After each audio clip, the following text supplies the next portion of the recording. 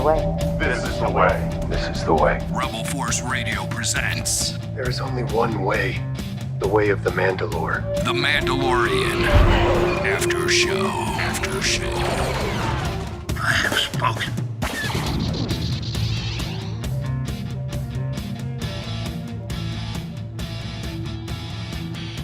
Well, what did we learn this week, class? I took copious notes, as I always do, on my second viewing. I got 2 viewings in today. Very proud of myself. Here's what I learned. I learned that Pelimoto is a crook. Yeah, I had a car stereo stolen once that way. You know, where you get your car stereo installed by the nice people at the store, and then 3 days later, they come and rip it off you in the middle of the night. And I got Pelimoto'd. Only they weren't Jawas that ripped off my car, tell you that. We also learned that Bo-Katan's a liar. Or is she? What is up with Bo-Katan? What does she really believe? We've heard her say it both ways. Which is it? Either Mandalore is inhospitable, it's toxic, or it isn't. And it was all a myth. It was all a lie to splinter and fracture the Mandalorian people. And we also learned that if they call the waters living, there's probably something living in them. They're the living waters. And here he is just walking on in there as if there's no potential danger, despite the fact that there were, 53 monsters in this episode that he kept encountering one after the other? Oh, my goodness. My 10-year-old son, he was amazed. He thought that Bo-Katan was really besting Mando throughout this episode. And I had to remind him. I said, remember that she used to live there. Mando never lived there. He didn't live on Mandalore. No, he's from that moon. He's from Concordia. So he has no memory of the Alamites or any of these other things. So anyway, we got lots to talk about. That's just part of the way we're setting the table here this week on the Mandalorian After Show from Rebel Force Radio. So great for you to be with us. It's already, I think, chalking up to be a great season. This was, I thought, just consummate Star Wars. I mean, from beginning to end, this was just Star Wars, Star Wars, Star Wars, Star Wars. Everything I want in a Star Wars TV show. And so far, only The Mandalorian has delivered it. And I'm not saying I haven't enjoyed other stuff, but I'm saying consistently, pound for pound, what continues to deliver all the stuff that I love about Star Wars is this show, The Mandalorian. And we'll see if you agree. We'll put up the number in just a little bit. We'll be monitoring your chats and comments. And by we, I mean, of course, none other than myself. My name's Jason, and my good friend and yours from Chicago, Jimmy Mack. Hey, Jason. Hey, Star Wars fans. Happy to be here. You know, these Wednesday mornings, I'm like a kid running down the steps for Christmas morning. You know, it's just really outstanding to have such high quality Star Wars delivered to us in a double dose like we've been getting. But we're here to talk about The Mandalorian on this particular after show. And what a show it was. When it was over, I said that hit me all in all the right Star Wars feels. It had all, it just was so well executed Star Wars. And I see then, because Jason was lighting up the text very early this morning, too, I might add. I couldn't look at your texts right away because I had to actually watch the episode here. But as Jason texted me this morning, he said, may I say that this week's Mando was pure Star Wars magic? And I agree. I mean, it really nailed the landing on a lot of things that make Star Wars great. And we're going to be talking all about that here with you guys. And we'll be taking your calls later on in the show. And Tyler's here screening calls. And this, I always say meat on the bone. Yeah, this had meat on the bone. There's no question about it. We got some expansion of the mythology, some knowledge of the history of Mandalore, some knowledge about the history of R5D4. Or did we get knowledge about R5D4? You brought it up yourself. Pelimoto, she's a straight up BSer, you know? And so I have a hard time considering what she says as it being like exposition for the story, because I think she's lying through her teeth a lot of the time. Oh, yeah. I mean, she is a consummate salesperson, is she not? Oh, you want this droid. This is the best droid you've ever seen. This droid fought in the rebellion. Oh, you got to have it. It reminds me of the Andy Griffith show when they're trying to sell the big cannon that they say is dates back to the Civil War, and the myth around it keeps getting bigger and bigger. So, yeah, I'm with you, though I do think that she is a friend enough of the Mando and Grogu. I think she's got a real soft spot when it comes to Grogu that maybe she's a little more honest with him, but she certainly wasn't to that beautiful green-faced Rodian. Oh, speaking of green-faced, Jimmy Mack already hugging his baby Yoda. I just remembered as you were clutching baby Yoda Grogu that we gathered around. My second viewing was with the whole family. We gathered around. We did pizza tonight, trying to make that a tradition like we did the first and second season. And my son Parker was eating the pizza and the salad. And as soon as Mando and Grogu were separated in that cave, he couldn't eat anymore. He was too nervous. He stepped away. He had to get on the couch. I mean, watching him watch this show, and this is a kid that doesn't wear his emotions on his sleeve. He's a typical boy. He wants everyone to think that he's completely emotionless, and nothing bothers him. But this show turns him into such a kid. And I love it. I think it's just like seeing Santa Claus, right? We all turn into kids when we see Santa. And I think that's the case with Baby Yoda and The Mandalorian. That's a great advertising blurb. Mandalorian. It will turn your 10-year-old back into a kid. It's hard, I think, for kids these days to be kids the way, the way we were, They just don't have as we've talked about, Saturday morning cartoons and some of this destination TV watching. It's all just available whenever. But Mando is appointment watching. Yeah. What a great appointment it was this week, too. And let's dive into the tale of the tape. Jason, people have been requesting you return to giving the running time of the episode with Tale of the Tape. Oh, was that right? Yeah. Well, so they should have told me this a couple days ago. And you did? I thought. No, I said they should have told me a couple days ago because I don't have that figure, but I can find out here real quick. I'll look it up. It's hard to say what the running time actually is because there are so many credits at the end, and then it rolls into international credits, which seems like it goes on for 20 minutes or so. I will tell you, I seem to recall it being around 41, 44 minutes, somewhere in that range. A little longer than last week. But I will have a precise clock, now that I know that this is by request of RFR listeners. I'll have a precise clock for it next week. But until then, we are talking about Season 3. Of course, Episode 1, Chapter 18, The Mines of Mandalore, directed by Rachel Morrison. And I thought, well, that sounds like a new name. I haven't heard Rachel Morrison's name when it comes to Star Wars.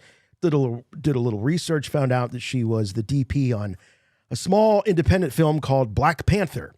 So, okay. Yeah, so she knows what she's doing. She's done some documentary stuff and done some features, but Black Panther, I think, is really what put her on the radar. Anyway, Rachel Morrison, great debut. I got to say, a great debut for her. This episode written by Jon Favreau, and the second episode now that we've heard with a score by Joseph Shirley, and those themes, those iconic Mandalorian themes by, of course, Ludwig Göransson. Original air date March 8th, 2023. Well, we started off talking about Pelimoto and Bo-Katan and things not always. What can you believe in this show? What characters can you believe? And so much of this show is about faith, belief. I think that it brings back sort of some of that. Yeah, there's a lot of gray, but the gray is sort of within the context of, I think, the black and the white, the way. Mando at the end, I think even Bo-Katan, who I believe she calls his beliefs children's stories, says, I think it's adorable that you believe these children's stories. Yet she, I think, was somewhat taken aback by his dedication as he started to go into the waters and reciting the creed. It was almost like, someone who hadn't been to church for a really long time, and they go into mass on Christmas Eve, and all of a sudden you're overcome by the ritual, and it's tugging on all of those sort of nostalgic bones that you have, that your faith was cemented on. And so I think Bo-Katan is really, even though she acts like she has it all together, I think she's as much of a searcher as anybody. And, maybe even more so than Mando. I think comparatively, he's got his stuff together more than she does. He has purpose. She has no purpose. Yeah, she strayed away from the faith. And it's not like she's even looking for it. It's just she thinks it's all silly superstition and things like that. I mean, we see parallels like this with people in their relation to whatever their faith is, whatever they were raised up on, whatever they believe in. There's always going to be challenges to that faith because a lot of it has to do with what goes on up in your head. And so she turned her back. She said she took the creed, and she reveals her father died defending Mandalore. And that froze Din in his tracks. And he, it was a very reverential moment for him where he had to pay respects. And he says, this is the way. And she looks at him kind of in a combination of wow, that's really charming. And also like the way, does that even exist? I mean, why does this guy, there was a curiosity about her when he said that. And there was, because Baby Yoda caught her. He caught her. She goes, what are you looking at? And she felt like she was being exposed at that moment where she was actually, sort of feeling her faith get rekindled in a way. And because I don't think she's always been someone who has not bought into the fundamental nature of being a Mandalore as far as their religion goes. And I think it was Djarin being like the first she's been around in a long time. And she sees how much respect he pays to his faith and how much belief. I mean, he puts a lot of stock in that. And she doesn't get it until she comes eye to eye with the Mythosaur. And she says, hey, there might be something to this whole Mandalorian faith thing. Look it's at true. this. All of it. Yeah. And of course, the Mythosaur, that's something that's been foreshadowed since the very first episode of The Mandalorian, when Queel was frustrated with Mando, trying to teach him how to ride the blurg. And Mando was like, hey, you got a speeder or something here?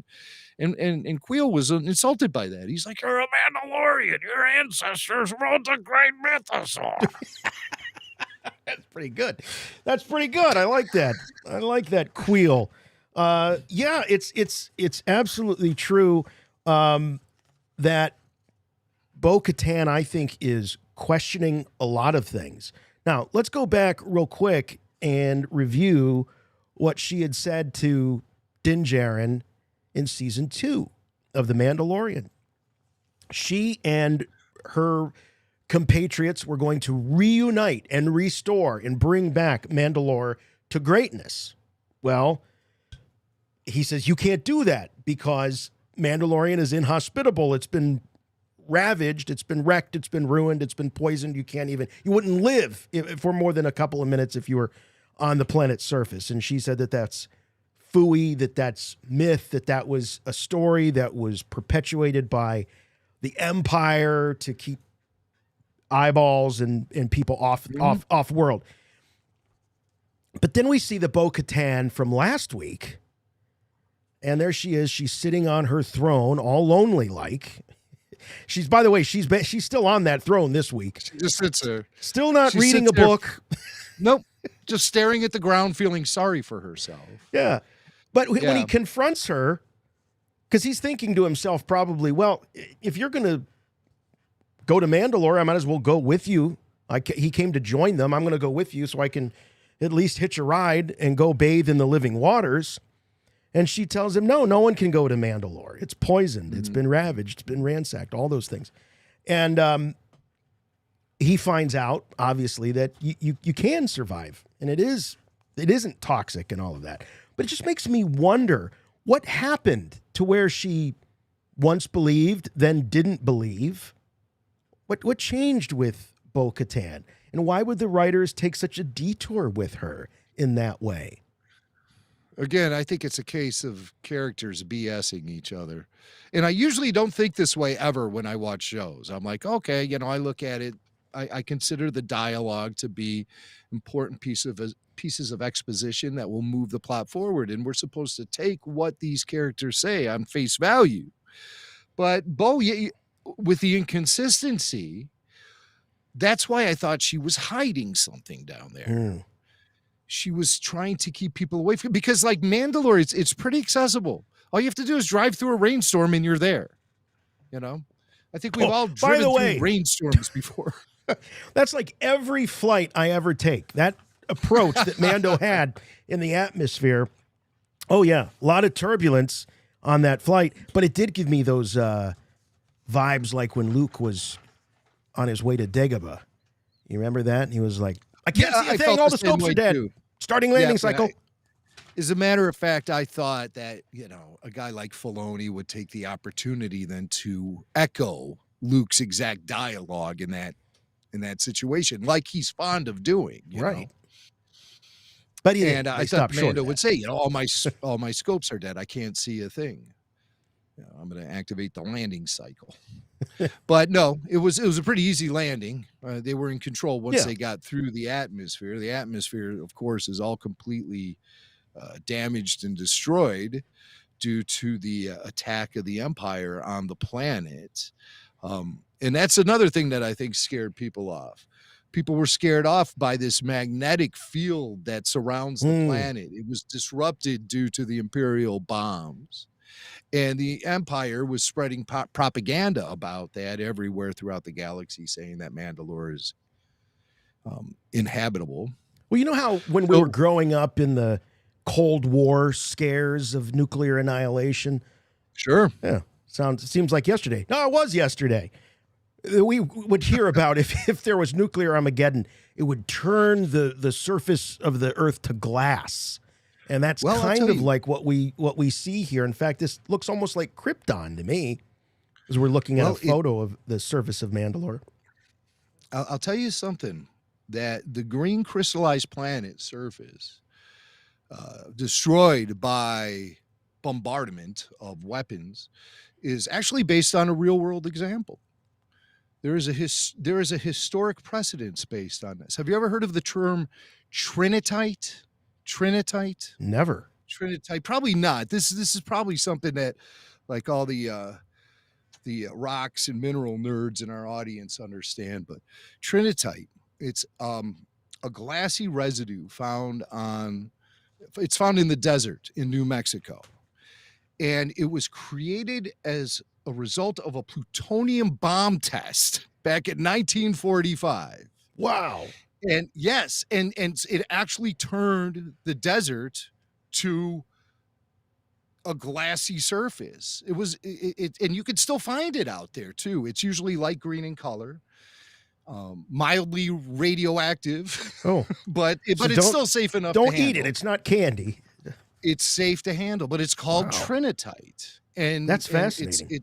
It was created. It was created while they were testing nukes in 1945 out in the desert. Did they find Indiana Jones in a refrigerator too? That's a good question. Around all the Trinitite? And I'm sure we'll find out this summer. We sure as will. Indiana Jones and the Dial of Destiny hits theaters everywhere. I'm still going very cautiously into this thing. Yeah. This Indiana Jones thing. But I have hopes it'll be good. I just like seeing I like seeing Harrison as Indiana Jones. Even if he was just sitting in a rocking chair in the old folks' home, I'd still go see it. Indiana Jones in the rocking chair. So this Short Round is there with him, Yeah. No, Short Round never comes to visit anymore. Indy just sits there and complains about it. And even Short Round doesn't come around to visit. He doesn't even call anymore. You know, another thing they could have called this episode, by the way, is Monster Mayhem. Did you count all the monsters in this thing? It was sort of like when in episode 1, when they were leaving Otogunga and heading to Naboo, there was, this little fish, then this bigger fish, and the other fish, the monsters just kept getting bigger and crazier and wilder. It was definitely something that had me on the edge of my seat. The only problem I had with it, and this is the only real complaint I have about this episode, is by having Bo-Katan taking the same steps as the Mandalorian, you knew you were going to get somewhat of a repeat of the surprises. Oh, yeah. Yeah, I get that. I used to feel that way when the Stranger Things gang would go to the Upside Down multiple times. I'm like, oh, we're back in the Upside Down again? Why? That repetition does kind of hurt the story a little bit. It was probably more important just to give her time alone with Baby Yoda. Yes. And because then there were some revealing moments. Now that's exposition right there. And also she soothed poor Baby Yoda when he was nervous and scared. And there was Bo. I got to admit, I'm not a very big Bo-Katan fan. And haven't been. Bo-Katan. I'm sorry, Bo-Katan. Lady Bo. I'm not a big fan, but this episode made me more of a fan of Bo-Katan than I ever have been. She was great in this episode. Yes. I really liked Bo-Katan in this episode. Lady Bo. All right, we're playing with our toys. There's Lady Bo. That's a great looking figure, by the way. She dropped her helmet. It's a great looking action figure of Lady Bo. There you go. Take a look. There she is. Focus. She's kind of blurry. I can't get her in focus. Focus, damn it, Bo. Okay. Well, take our word for it. It's really good. It's good really action. Good. Look it up online. Yeah. Yeah. There were a lot of callbacks. We talked about the approach to Mandalore and how it sort of was reminiscent of Luke approaching Dagobah. Also, I mean, the Dianoga pulling Luke Skywalker into the trash compactor, very similar to what happened to the Mandalorian in the Living Waters. It was, very, I thought, reminiscent of that. Also, it was interesting though that the Mythosaur didn't really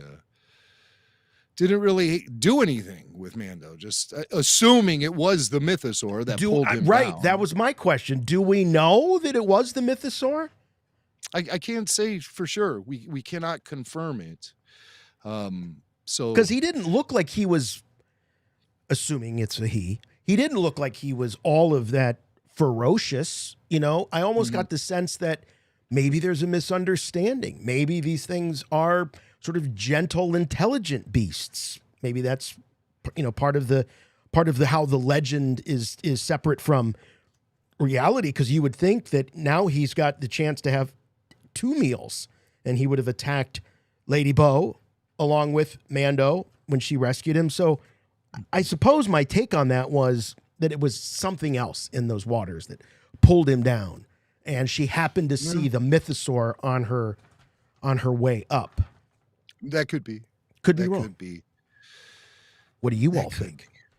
Tell us in the chat. Yeah. Also, your phone call's coming up shortly. The Mythosaur didn't seem to be interested in Bo nor Din at that moment at all, and let them easily slip away to the surface while he went in the other direction. So either he wasn't hungry, or he's a vegan.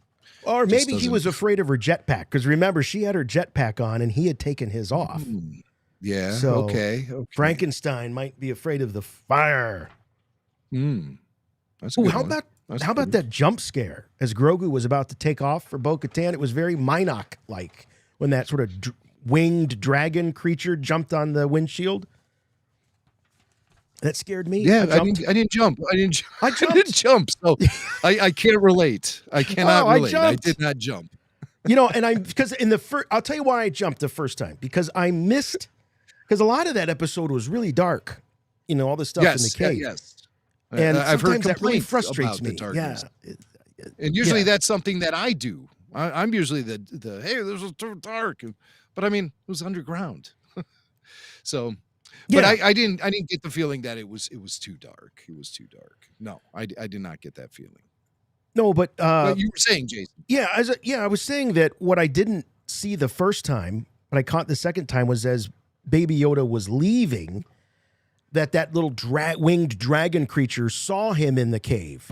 So that's, if you notice that might be why it didn't give you a little startle. But it startled me the first time because I didn't see him in the cave peek out at Baby Yoda. I was trying to get, the action happens so quick. I try to get these stills.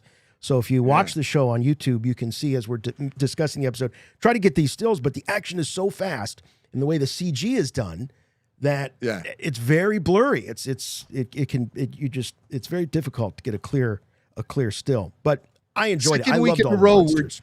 Second week in a row, we're getting a creature on the Mandalorian that is very much prehistoric in nature, very dinosaur-esque.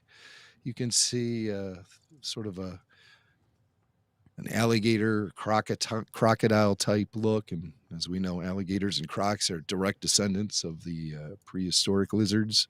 Yeah, and so I'm noting that. I'm noting sort of a trend with Star Wars creatures in season 3 of The Mandalorian. Yeah. I liked him. He's like a pterodactyl mixed with a crocodile. Right. I like the wings with like bat-like wings, but yeah, pterodactyl wings. You got Hey, another thing about Mandalore, though, the planet being impossible to exist on.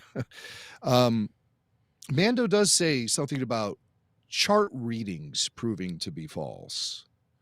So I think that's something else that keeps people away. It's that damn atmosphere where there's so much distortion in that magnetic field, they can't get good readings. And so people have the science was telling them you can't breathe the air on Mandalore. Well, the science was wrong and Din proved it to be wrong. I just noticed a note here that the quote, Bo-Katan is right. Mandalore is not cursed. Previous chart readings proved to be false. Yes. Okay. So I mean, somebody's tampering with the official records. Well, that could be, or again, it's that magnetic field disruption that makes legitimate readings impossible. Oh, so it could be just sort of a happy coincidence. Yes. Yeah.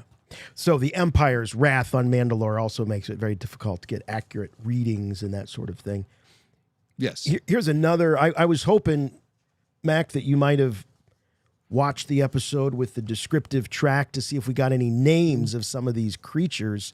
Now these are named. These are starts with an Alamites. The Alamites. The Alamites. Yeah. Yes. So these Alamites, they do look a little. You were talking about being prehistoric. These look like cavemen almost.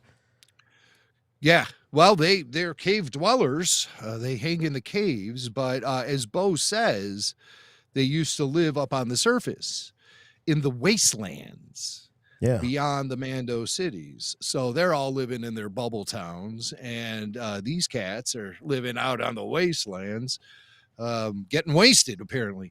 And Bo seems very surprised that these things survived the Imperial destruction of the planet. She had no idea anything survived. And she says, I wonder what else might have survived. And we do know that we're going to see a lot of other Mandalorians showing up this season. We've seen in the trailers and the previews. So I just wonder, is there a coven? Is there a colony of Mandalorians that could be a coven? You mean? Isn't it a coven? Coven is like, that's witches. Isn't a coven like a group of witches or something? Yeah, it's the covert. The covert, the covert is what they refer to. Is there a covert in the underbelly of Mandalore hiding out? Kind of like in Planet of the Apes when those guys, the top of the planet was all nuked and the humans were living underground. I would say it's possible, but no.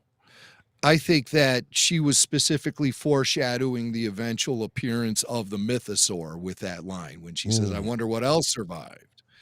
That's, giving us as an audience knowledge that something else could be alive there on the planet. And then later in the episode, we see there's a giant freaking Mythosaur living underwater. So that's what I think that foreshadowing was directed toward. I don't think she's implicating that other Mandos have reestablished their civilization there on the planet. I don't think that's possible. Yeah, so far the story has been, I think, pretty straightforward. I was expecting after last week a double cross. I thought that maybe Mando was going to show up on Mandalore and get attacked by Bo-Katan so she could get that darksaber back. I was half expecting that. I was also expecting that she was going to get the darksaber legitimately after she defeated that creature in the mine that had already taken it from Din Djarin.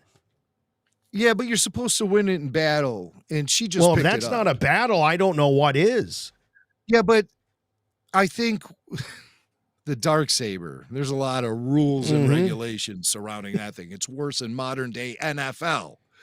But with the darksaber, you have to win it in battle. And I believe you have to win it from someone who is wielding it. And you have to take it from them in battle to claim it as your own. Therefore, Bo-Katan never was the rightful heir to the darksaber because she never won it in combat. It was given to her. But she wouldn't accept it as a gift from Mando. And she can't, because that is not the way. She doesn't believe in the Mandalorian. It used to be the way. She doesn't believe in the fundamentals of the. You're not allowed to give the darksaber. You cannot. But she was given the darksaber. She was, and look what happened. Her whole planet's been ravaged. Right. So she obviously wasn't a good ruler. The rightful heir. She was not. Well, she was not the rightful heir. That's what it is. It was the there you darksaber go. In her possession. The darksaber was a curse. But the Mandalorians didn't recognize that because they're so desperate for reunification. And they were all united against the Empire at that time. Sabine, on the other hand, does win it in combat. She wins it from that Imperial Mando who takes possession of it after he starts working with Sabine's mother. I swear I've seen those episodes of Rebels 1,000 times, and they are so hard to keep track of. But I think episodes like this, like The Mandalorian, start helping me make a little more sense of those particular episodes of Rebels with the darksaber and all of that. So that's what's going. The guy, what was his name?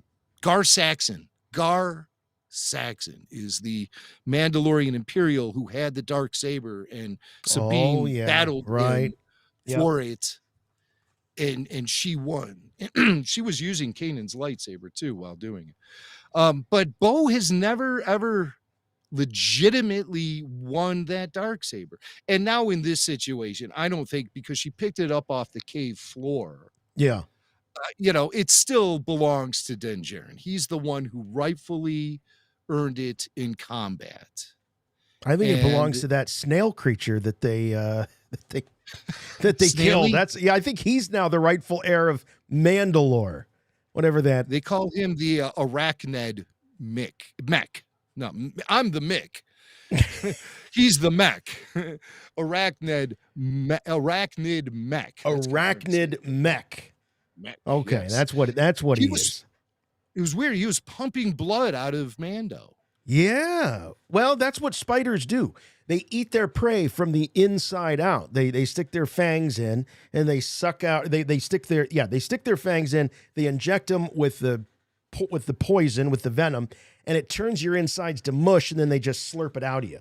So I think that's what he was doing. He was slurping Din's insides out because it seemed like it was more than blood, because you give blood, it doesn't hurt. He was hurting. It was sucking a lot out of there. It was Yikes. I prefer Yeah, to get my gross. Slurpees from 7-Eleven. Thank you very much. Um, now, we've seen small aliens using cybernetics and droid parts to enhance them before. The most notable one I could think of is in the Clone Wars, the bounty hunter Sarapass. Remember him? He was inside a giant droid. He was this little tiny guy, and he was inside this big old droid. You don't remember him? No, I'm not I should have brought the remembering. action. Yeah, That's how. I'm Yeah, getting. he's gonna go get the action. Go get your action figure, because I was getting a Grievous vibe out of this Arachnid mech. It was like, well, Grievous had his gut sack. Well, Arachnid mech had his eyeball. But then I was getting like hermit crab vibes too. Like he was, like a little crab thing that would just kind of be able to move into anything, organic or mechanical. And he was taking advantage of the fact that the mines had all of these mining droids. And so he was just, moving into these mechanical shells, basically. So Jimmy Mack has, okay. Oh, yeah, I think so. Oh, yes. Now of course. Hello. Of course. Who's in there? Yes. Hello. Yeah. Hello, it's me. Little guy. Yeah. Yeah. And so he sits up in this guy, and they become a bounty hunter then. Okay. Yeah. You too can become a bounty hunter. Sarapass. Yeah. That's what I made action figures out of everything. But even the sound effects were giving me like a Grievous sort of take on that particular critter, Arachnid mech. And I was thinking when you say arachnid, it could mean spider, but it could also mean crab. It could also, that they're part of the arachnid kingdom, or not kingdom, phylum, species. I don't know. I'm not a biologist. It was like if General Grievous was a snail. That's who this guy was. Yes. It was very snail. I was thinking like a hermit crab, how it just moves into things. And in this case, he was able to move into one mechanical unit that he hooked up to that larger mechanical unit. And those things were there because they were it was a mining operation. So those things were still, hanging out. So those were it was like an excavator kind of thing. So he adapted. That's cool. To using those. That's pretty cool. I had no idea. But in watching that and how well that was done visually, I kept thinking, ooh, I kind of now want to see a live action. I know, I'm going to say it, a live action version of the Darth Maul story, where of course he's got the spider legs and all of that. Like, wow, now that would be amazing. Now that we know they can do this kind of stuff. I did sense there were shades of Darth Maul in that, the way that guy presented himself. Yeah. Just gather up as much junk as possible. What do you present as? Well, I present as an arachnid mech. I identify. That's what I'm putting out there. Hey, you know what? Let's go ahead and put the number up, and we'll get to some super chats here in a second. The number to call, 708-866-1737. We've thrown a lot of topics out on the table. So please give us a call. Let us know what you thought about this episode or this season so far. Is Bo-Katan, she just a big liar? Or is she someone who's looking for purpose? As Din says to her. Both. Din says to her, without the creed, what do we have? In a sense, what are you fighting for? You're sitting in a throne by yourself with a couple of droids in that palace. You have no purpose. You don't have any reason to get up in the morning. I do. I have a creed. I have a son. I have purpose. She doesn't. Yes. And it's really interesting to see how she has just kind of completely unraveled. She lost her gang. She still obviously has wealth and power to be able to, live in that giant palace. But everyone just ditched her because she didn't have the dark saber anymore. Right. And I got to say to you, Bo, those guys were never your friends to begin with.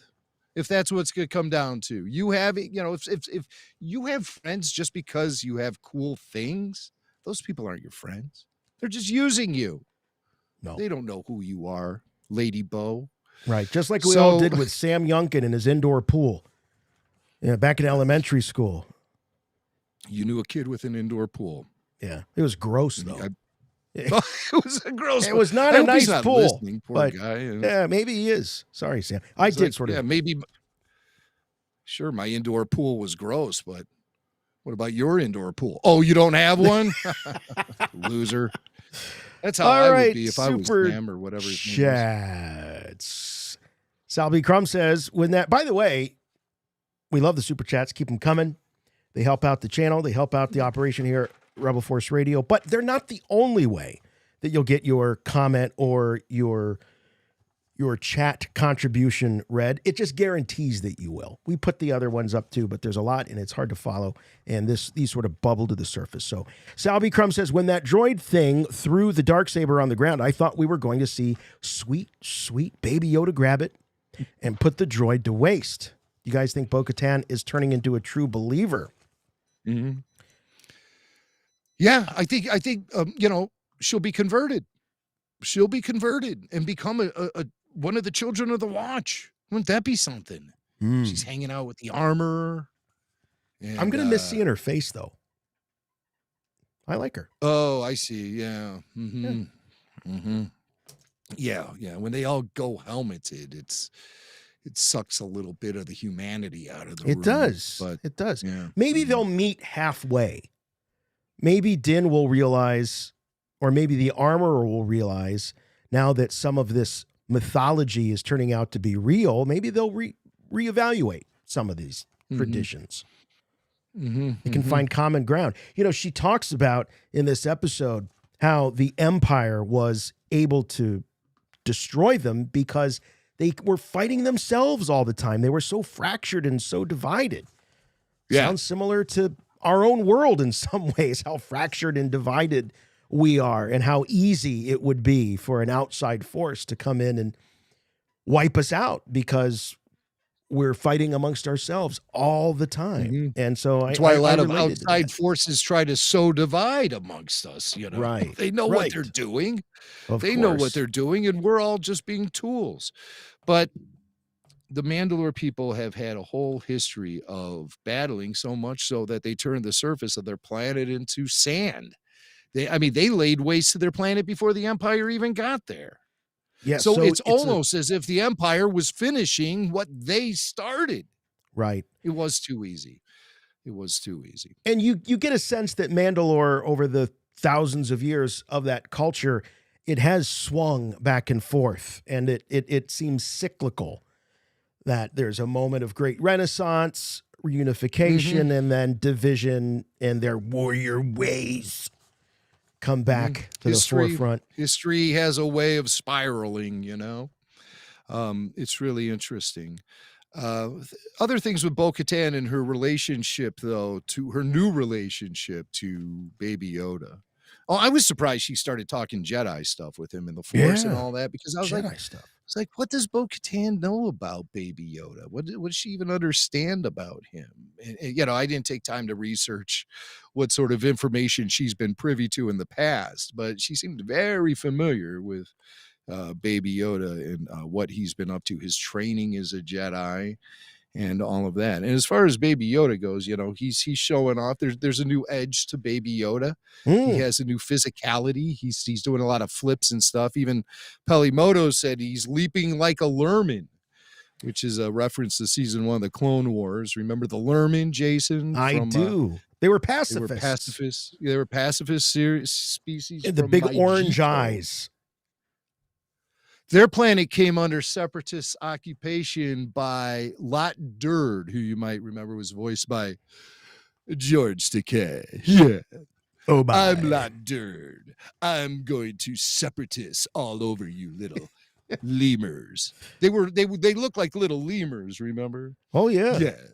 Yeah. Yes. And they leap. Leaping Lurman.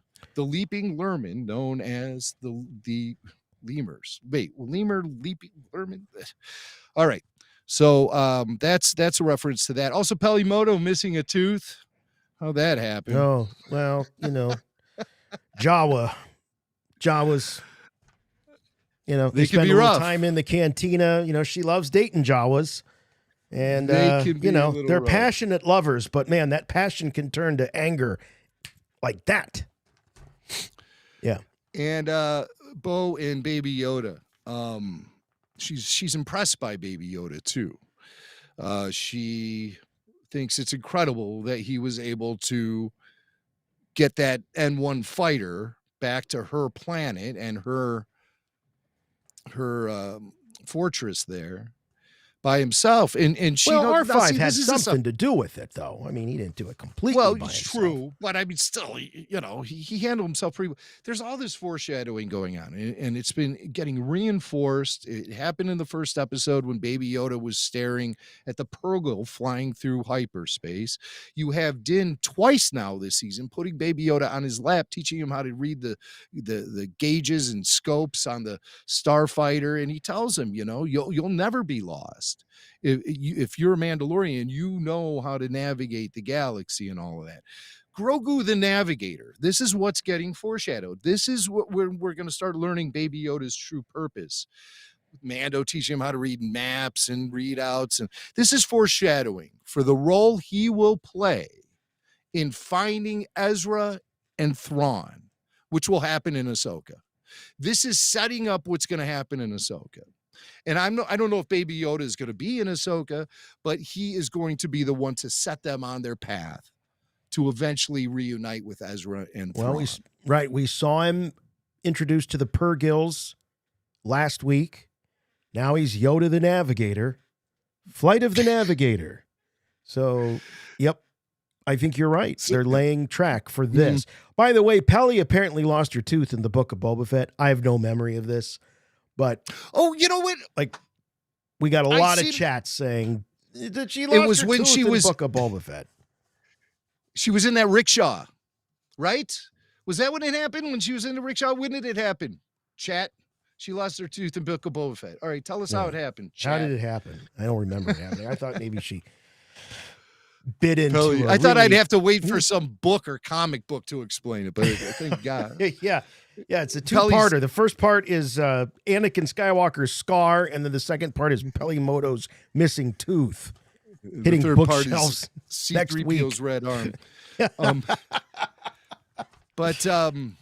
We see Peli. She's still hanging with Jawas. You brought that up. But did you notice the Jawas were wearing colorful ribbons, purple, red, green, yellow? I thought either one of two things. It's a way of identifying tribes, or they're like Mardi Gras beads. It is the Buta Eve. So that's what I was thinking. Yes. If you look at the colors, they got the red and the green and the yellow. And yeah. By the way, these Jawas are really well fed. They're very well nourished here. Peli's. So apparently it's not just a trend in our own world, but I remember weren't the Jawas always kind of scrawny? I mean, some of them were a little more lanky. Yes, they were diminutive, but these are some wide Jawas. Well, I think now that Boba Fett is running the planet of Tatooine, he's cleaned it up, and life is good. That Rodian certainly is dressed to the nines when he visits Pelimoto. Yeah, he's wearing a very colorful garb. Again, it could be, they're celebrating the Bunta Eve. That's a big deal. Right. And speaking of Bunta Eve, in Mos Espa, they have the pod races to celebrate Bunta Eve. In Mos Eisley, they run a speeder race through town on what racing fans would know as a road course.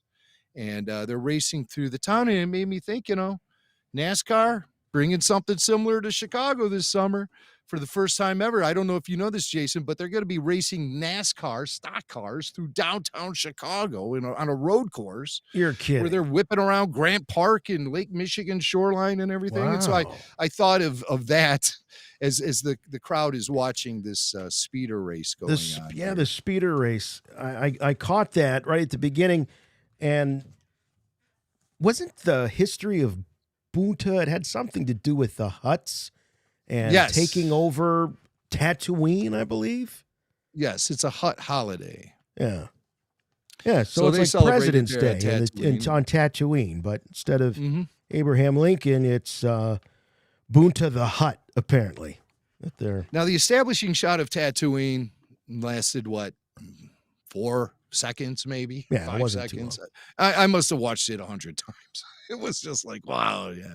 I love anything that makes me feel very immersive in the Star Wars environments, and Mos Eisley being one of those environments that was first introduced to us in 1977. To go back there and see it expanded like that, and well, we know now. To me, too, that- I just eat that up. I just eat that up like candy, you know. well, and that's a very George thing to get those big, sweeping, Yes. establishing shots, and that's obviously something that Favreau and Filoni bring to the table. For sure. We mentioned Boba Fett.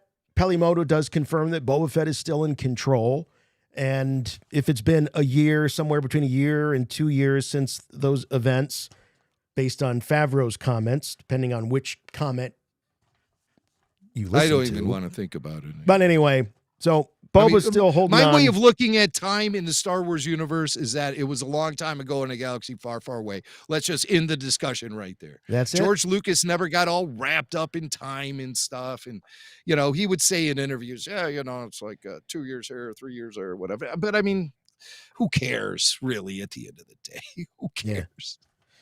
They talk about months in this episode when she's telling the Rhodian that it's going to take a couple of months to fix his speeder. Well, that's right, yeah. So the months are talked about. Okay, let's get through some super chats here, all right? Come on. Nose to the grindstone. Chat it up. 6-Inch Galaxy says, leave a like. Yeah, please leave a like. We've got a lot of people here tonight, and we Those would love to thumbs up. have you like it and tell us you like it. We know you like it. Tell everybody Like how it. much you like it. Love it. Jeff Holland, good friend of the show and Good old a Jeff. regular fixture on the after shows. Happy Boonta Eve, all you Womp Rats, Nerf Herders, and Moof Milkers. Boonta Eve, Star Wars version of Mardi Gras. I like that. Cheers, everyone. RFR live shows. Love it. Yeah. What other holidays do we know in the Star Wars universe? I just know of Boonta and Life Day. Yeah. Is there another one? Yeah. If you know of one, put it in the chat. Well, listen, once you see Pelimoto at Mardi Gras after she's had 7 or 8 hurricanes boy. and she's lifting up her shirt, you don't need any more holidays in the Star Wars universe. Need a holiday Right. after that. You know, they really have Amy Sedaris. You know, Amy Sedaris, I think, is really, really cute, and she's super funny, and they really have her made up, like, you know, far out. Yeah, Far out in this. Yeah, I'm talking in about this Pelimoto. I'm not talking yeah, about you know, Amy. I know. All right, I just she's a make sure far there's a cry from difference. Pelimoto. Pelimoto, you talk about used universe. She definitely personifies used universe, I think. However, that is a good name for a rock band out there if you're looking for one. Call yourself Pelimoto's Tooth. There, Yeah. for free. You can Giving have it it. away free of charge. Yeah.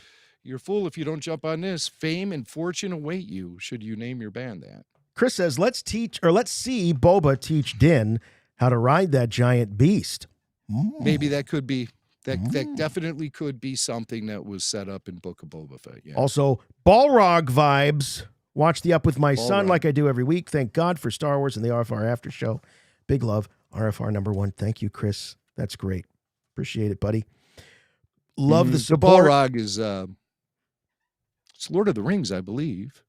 Yeah. They were these things that flew around. Definitely, Balrog Ooh, we got a full switchboard over here. We should probably get to it. We'll come back to the super chats here in just a moment. Remember, Patreon members, supporters, they get first dibs on the switchboard. So we're going to jump over there. The number 708-866-1737. Tyler Page screening your calls. He's also the official program observer, so he keeps us in line. Here we'll go to, how about John from Atlanta? John from Atlanta, you're on with Rebel Force Radio. Hello, hello. Hey, John. John from Atlanta. Come to your phone. John. Johnny. That could have been Atlanta my John. mistake. Yeah. Hey, there's John. There he is. John, that was my fault. I apologize. Got some Sorry. sausage fingers. No, that's okay. That's okay. As is my usual customary greeting, chut chut biatches. Chut, chut. Getting Jimmy, I just want to thank you again for December with the get together. Man, that was so awesome with you, Tyler, and Billy Mack riding around in the old Hyundai. It was fun time shutting down the bar. This is Officer John. Yes, that was amazing. Yes, John flew in from Atlanta for a Galloping Ghost hang. You were in the Chicago area for what, 10 hours before you flew back? Yeah, something like that. Yeah, sure was. It was a That was time. fun. Good time. That was Good an folks. epic night. Great night. Yeah. Yeah. Yes, it was. What's on your let's mind, talk John? Mando. Wanted to touch base. With this episode, one thing I always thought we were going to wait till the end of the season to get to the Mines of Mandalore. And the fact that we hit it in the second episode just has my mind open. Oh my God, where are they going now? Right. And I can't wait. It's That's a a great good call. point. Now, I thought the same thing, John. I really did. You might think to yourself, I thought it wow, was they're, gonna be like they're an really indoor cutting slow to the burn. Mm-hmm. Let me just I say thought it was this. going to be a slow burn to the end of the season, but it wasn't. And now I'm really excited to see more of Bo-Katan, as Jimmy calls her, and I do believe she's becoming a true believer. Oh yeah. Well, we've seen the door open up to that. As far as getting to the mines pretty quickly, I'd have to agree and disagree, because really the setup for all of this was planted a year ago. So we've been waiting for a while, if you ask me, for him to get to the Mines of Mandalore. And but I get what you're saying. I feel very satisfied that they didn't jerk around with the audience and they cut right to the chase. And we'll see if it even matters. Yeah.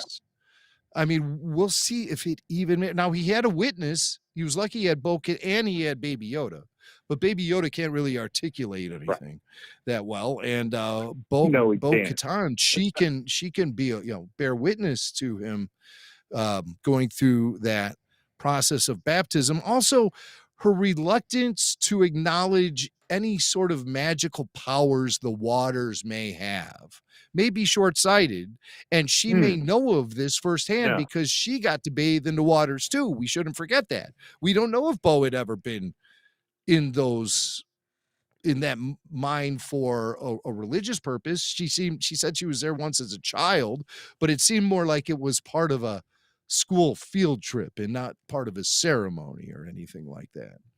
Not part of a religious experience. Yeah. Right. And is that part of the Mandalorian experience, being baptized, for lack of a better term, in that mine? Or is it something purely done to win redemption? These are the questions that I have. Exactly. So I don't know. And maybe because of all of Bo's infidelities when it comes to her faith in the Mandalorian religion, she's walking around with that helmet off, and she'd been doing it for a while. If anyone needed redemption in the eyes of the Mandalorian faith, it's her. And is there a magical power to those waters? Did Bo have some sort of, I don't know, divine moment when she was in an epiphany, you might say? Yeah, beyond seeing the mythosaur. Maybe the waters are magic, and maybe the magic is having an effect on Bo as well as Din.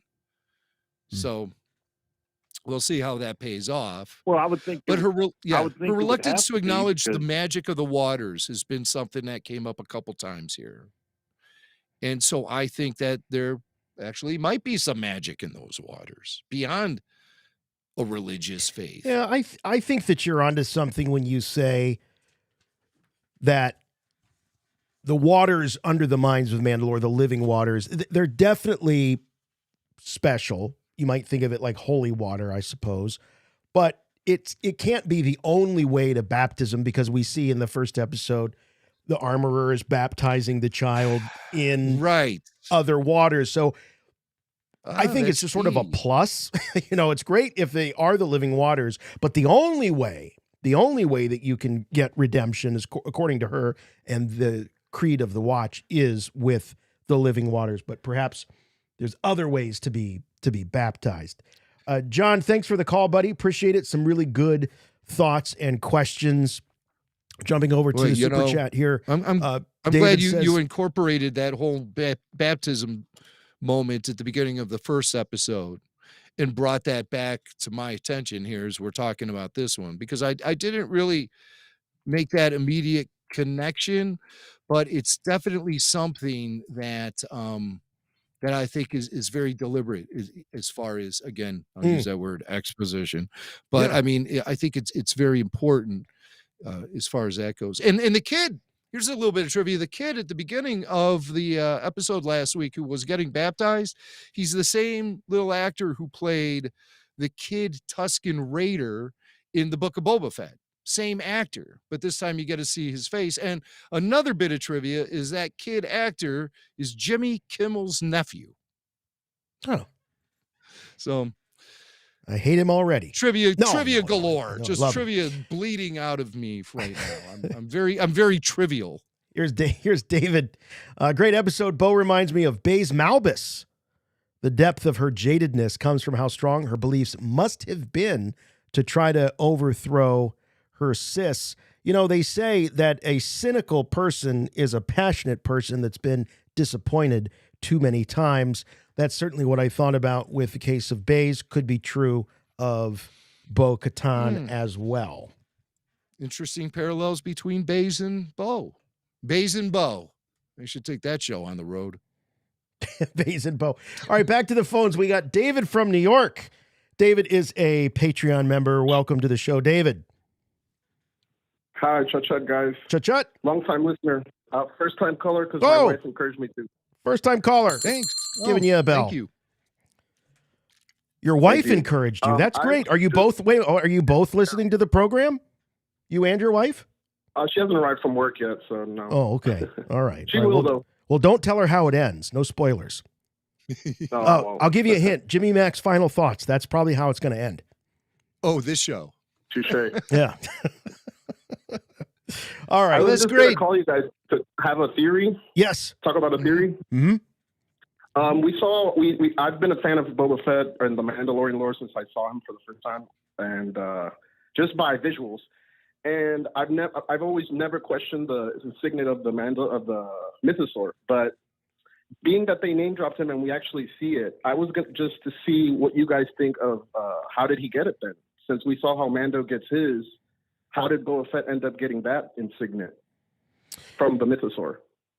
How did Boba Fett end up getting it? Mandalorian default. Yeah, he has the signet of the Mandalorian skull, the Mythosaur. Yeah, but I don't. Right, exactly. But do you earn that, or what?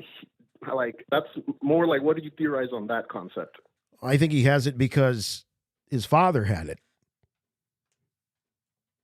Is that just well? Then, how did Django get it?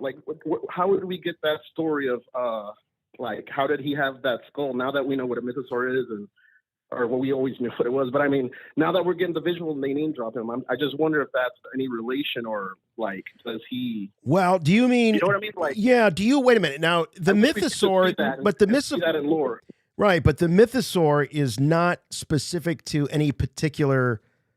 I got people in the chat saying it's not covert, it's covert, whatever, a gaggle. It's not unique to one particular group of Mandalorians. The Mythosaur is representative. It's a symbol of the whole planet, the whole system. So I don't know that there needs to be, if I'm understanding your question right, David, I don't know if there needs to be a connection. The connection of the two. Yeah, other than it's a symbol of Mandalorian, of Mandalore. It's like a default.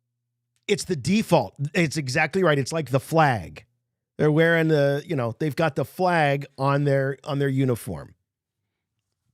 I mean, being that they name dropped that he's a foundling in the other seasons, I just wondered if Django was. I just wondered if we could get a real cool story or something explaining that he put that on for a reason, kind of like Mando and the Mudhorn. But I guess it could be a default. I think it is the default. By the way, we have a really great video on our YouTube channel. Just search. It's Dave Filoni talking about whether or not Jango Fett is truly a Mandalorian. and we get it right from Dave's mouth, what he thinks about Jango Fett. Oh, yeah, I've heard that before. Yeah. Yeah. But, I mean, I was just, wondering if he got it kind of like the Mudhorn instead of just, I know he's not a Mandalorian, but since, I don't know, what is the foundling then? Like, what is the definition of a foundling now that, because they found him and he's the Mandalorian now. So how is Jango, why do they name drop that he's the foundling? Well, because I think it's to represent the difference between, you have the foundlings and you have the blood lineage of Mandalore. And the Armorer talks about how Bo-Katan and her type think that it's all in the blood and not the creed and the way. And the foundlings, they may not be blood related and can trace their ancestors back to various houses and all of that pomp and circumstance, but they are what you might consider, I hate to use this expression, but born again Mandalorians. They adopt the creed, and it doesn't matter what their bloodline was. So in that sense, I do think that it's relevant in the case of Jango. Right, of course. I understand. Yeah. Good call, though, David. Thanks very much, buddy. Appreciate it. Thank you for your support on Patreon and calling us up here on the program. Let's see. We got some more super chats. Want to make sure that we hit all of these. Here's just Dominic dropping by to say hi. Thank you, Dominic. That's very kind of you. Appreciate it very much. Here's Megan O'Donnell. How does Din feel? How does Din feel? Like Beskar. He feels like Beskar. I rubbed his shoulder once. Feels like Beskar. I wonder, Megan, if I hope we know what I hope we know what you mean by that question. How feel you? Yeah, I don't know. But you know what? We'll take the $2. Thank you very much. Here's Calvin. Calvin says, it will be a long time before we see Din loosen up on removing his helmet. Pedro would have to be on set too often. It's true. It's true. I don't know how much we're going to see of Pedro in season 2. So far, we haven't seen, or excuse me, season 3. So far, we haven't seen him at all. I thought we were going to see him in this episode. I thought he was going to remove the helmet, the gear, everything. When he said bathe, I thought he was going for I it. thought so too. And then I thought, well, he's going to have to take his helmet off in order to eat that soup. Nope. The pog soup. He's got the slurp down, He's got it down. Look at him there, slurping it down. Yeah. So that's, that could be, it's not Pedro. It's not Pedro. Yeah, there's the loophole. That's the loophole. All right. Thank you very much, Calvin. Appreciate the question there. We've got Scott. Scott says, with 2 new Star Wars shows on the same day, which do you think people watched first? I surprised myself and chose Bad Batch. Both episodes were great. Scott, I think it depends on what night they're hosting a RFR after show. Well, that's just it. And I do prioritize The Mandalorian over The Bad Batch, but I thought The Bad Batch was quite good this week. So I do a double feature. First thing in the morning, I get up, I don't look at my phone, regardless of how many texts Jason has sent me. I grab my coffee and I go right toward my TV and I watch The Mandalorian right away. I watch it right away. And then afterwards, I'll grab a bowl of cereal and treat The Bad Batch like it's some good old-fashioned Sunday morning cartoon. And I'll sit there, I'll eat my cereal and stuff. But this week, I ate that cereal really fast because I didn't want to take my eyes away from the screen. I thought Bad Batch was a lot of fun. Well, I'm looking but as soon as that was over, as soon as Bad Batch was over, then the rest of my day, all Mandalorian, hardcore Mandalorian. Watch it with the family, watch it again by myself, have it running all day as I'm doing stuff. And that's just like, as Jason said, it's because after show. And then tomorrow will be repeat the same process, but this time with the Bad Batch sitting in the front seat. So I love it. I can't believe it. I mean, it's just been such a blast. Well, there's R5. Yeah, how about that R5D4? He's a little more 3PO than he is R2. He's a bit of a chicken. He's a worrywart. Yeah. Now, see, this is where Pelly drives me crazy because I think her sales pitch is a bunch of bogus because she says R5D4 served the rebellion. Yeah, he but served then the goes rebellion on to say by blowing his that motivator out so that they got R2 instead of him. That was a big service Right. to the rebellion. Well, okay. But when she says serve the rebellion, I think in a capacity where he's in the astromech slot in the back of an X-Wing or a Y-Wing.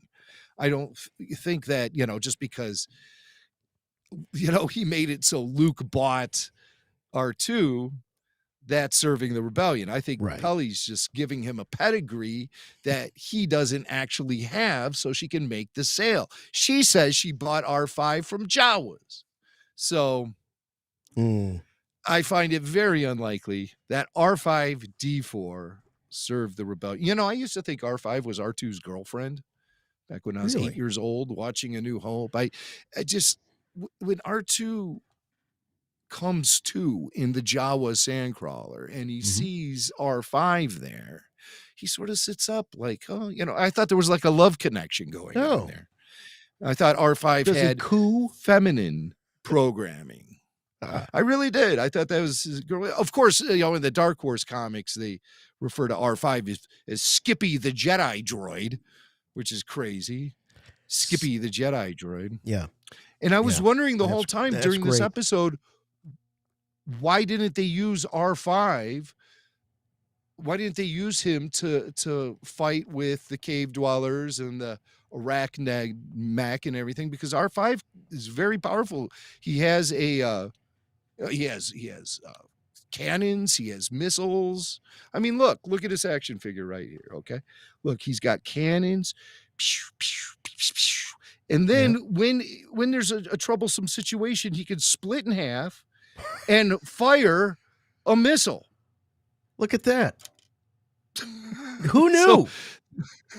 So there canon, it is. baby. I mean, why didn't they use those features with R5? I need to know. Now, obviously, those are just play features that it's a toy Hasbro incorporated into the action figure when they brought the line back in the mid-90s. I guess it also means that they've given up on IG-11 now that he has R5. Oh, I don't think so. You don't think so? I do not think so at all. Well, what's he need IG-11 for now? I think he's looking for a memory circuit so he could rehab IG-11. But he wanted him to be able to navigate through the mines of Mandalore to find the living waters. That was the purpose. Spelunking through the cave. Yeah, spelunk. He wanted him to test the atmosphere. Now, obviously, R5 served that purpose, but I still think that Mando knows what a good resource IG-11 is, and he will do what it takes to fix that droid. I don't think we're spending 2 episodes referencing the deceased IG-11 to not bring him back. He's coming back. I mean, the reason that these things get incorporated into the story is so they serve a purpose. And IG-11 has not served a purpose yet in season 3. R5D4 certainly did serve a purpose because in this story alone, you needed him to do several things. You needed him to test the atmosphere. You needed him to pilot the N1 starfighter with Baby Yoda back to Bo-Katan. These are important things. I say IG-11's memory circuit. IG-11's memory circuit is a MacGuffin. I think we're done with IG. No, I don't think so. I really, really think we'll see. I'll put. What do you want to put on? $25? Let's make a bet. Let's make a bet. All right, $25. $25. That IG-11 will reappear operational in season 3. John says IG-11 becomes the new Marshal on Navarro. Not sure who said that first, but I agree. That's a good thought. That's a good thought, John. But we're on the phones now with Matthew. Yeah, the Marshal. Yeah, because Navarro, they're looking for a Marshal. Who better? Yeah, I know, but I don't. Well, I know who better, but they're not going to bring her back. All right, Matthew Rooney joining us. Hey, Matthew. You're on with Rebel Force Radio. Hello. Chut, fella. Chut. Chut. Hello. Hello. What's so much for doing after shows and also. Oh. Keep going. Okay. That's just Matt causing mischief. Okay. Well, I want to say, first of all, that I was getting H.G. Wells' Time Machine vibes from the Wasted People, as Jimmy Mack was calling them earlier. They I don't know if anybody ever read that book or watched. I don't know if there's a more recent adaptation of that, but they're sort of ape-like underground dwelling creatures, and I was really getting vibes of that from the guys that the old movie that they met and fought near the entrance of the mines. I get that. But I was also calling because I feel like I have a good explanation or theory about why Din Djarin sinks so quickly when he goes in the living waters beneath the mine. Oh, so you say he sinks. I He doesn't get pulled down by something. He sinks. Yeah, I don't think he was pulled. I think it's related to the dark saber. When he tries to wield the dark saber, it's very heavy and it pulls on him, and which is great because it's this, it's symbolic for him carrying around this weight of needing to lead the Mandalorians and sort of trying to find his place in the universe. And as you were saying earlier, this season is taking kind of a spiritual bent to it. And I think that the reason he sinks is because he has that dark saber. And we saw that when Bo-Katan picks it up, she's able to wield it just fine, fighting that Arachnid droid. And so when she scoops him up off the bottom of the water, the bottom of the lake or whatever it is down there, she's able to pull him up right away without any problem. So I think maybe that's why. And also I think that maybe the armorer, like she's the one who told him, you were talking earlier about, they baptized this kid at this other water source and why is this place special? And I suspect that maybe the armorer is sending Din Djarin specifically there because he has the dark saber and because she can see that he's going to be a leader. And so maybe she kind of made it seem like, well, you have to go there to, Do you think that the armorer's playing a little bit of 4D chess with Din Djarin? She's trying to put him in the right position. She knows more than she's letting on about what his destiny is. Down there. Yeah, I think she knows the Mythosaur's down there. Like Bo-Katan says, she got in there as a little girl and they do this ceremonial thing that nobody takes seriously, but like no one really got down really far beneath the waters. And I think the armorer knows that the Mythosaur's down there and she wants Din Djarin to confront the Mythosaur. Anyway, just a prediction. Yeah, good thoughts. Thank you, Matthew. Well, but I thought that Din removed the dark saber before he got into the water. I thought he placed it on the shore. Did he? I'm trying to actually look at the video right now. All right. Well, while you do he that, definitely removed some weaponry and things like that. I don't know if he had it on him. And I think that would be kind of weird if the dark saber pulled him underwater like that. But he got sucked underwater pretty fast. That's like when I try to swim. That's what happens to me. I sink like a stone, go right to the bottom. It's now, time of course, for Bo-Katan has had experience with the dark saber. She's wielded it before. She's trained with it before. So, she's had experience. So she's able to wield it better than Din Djarin could.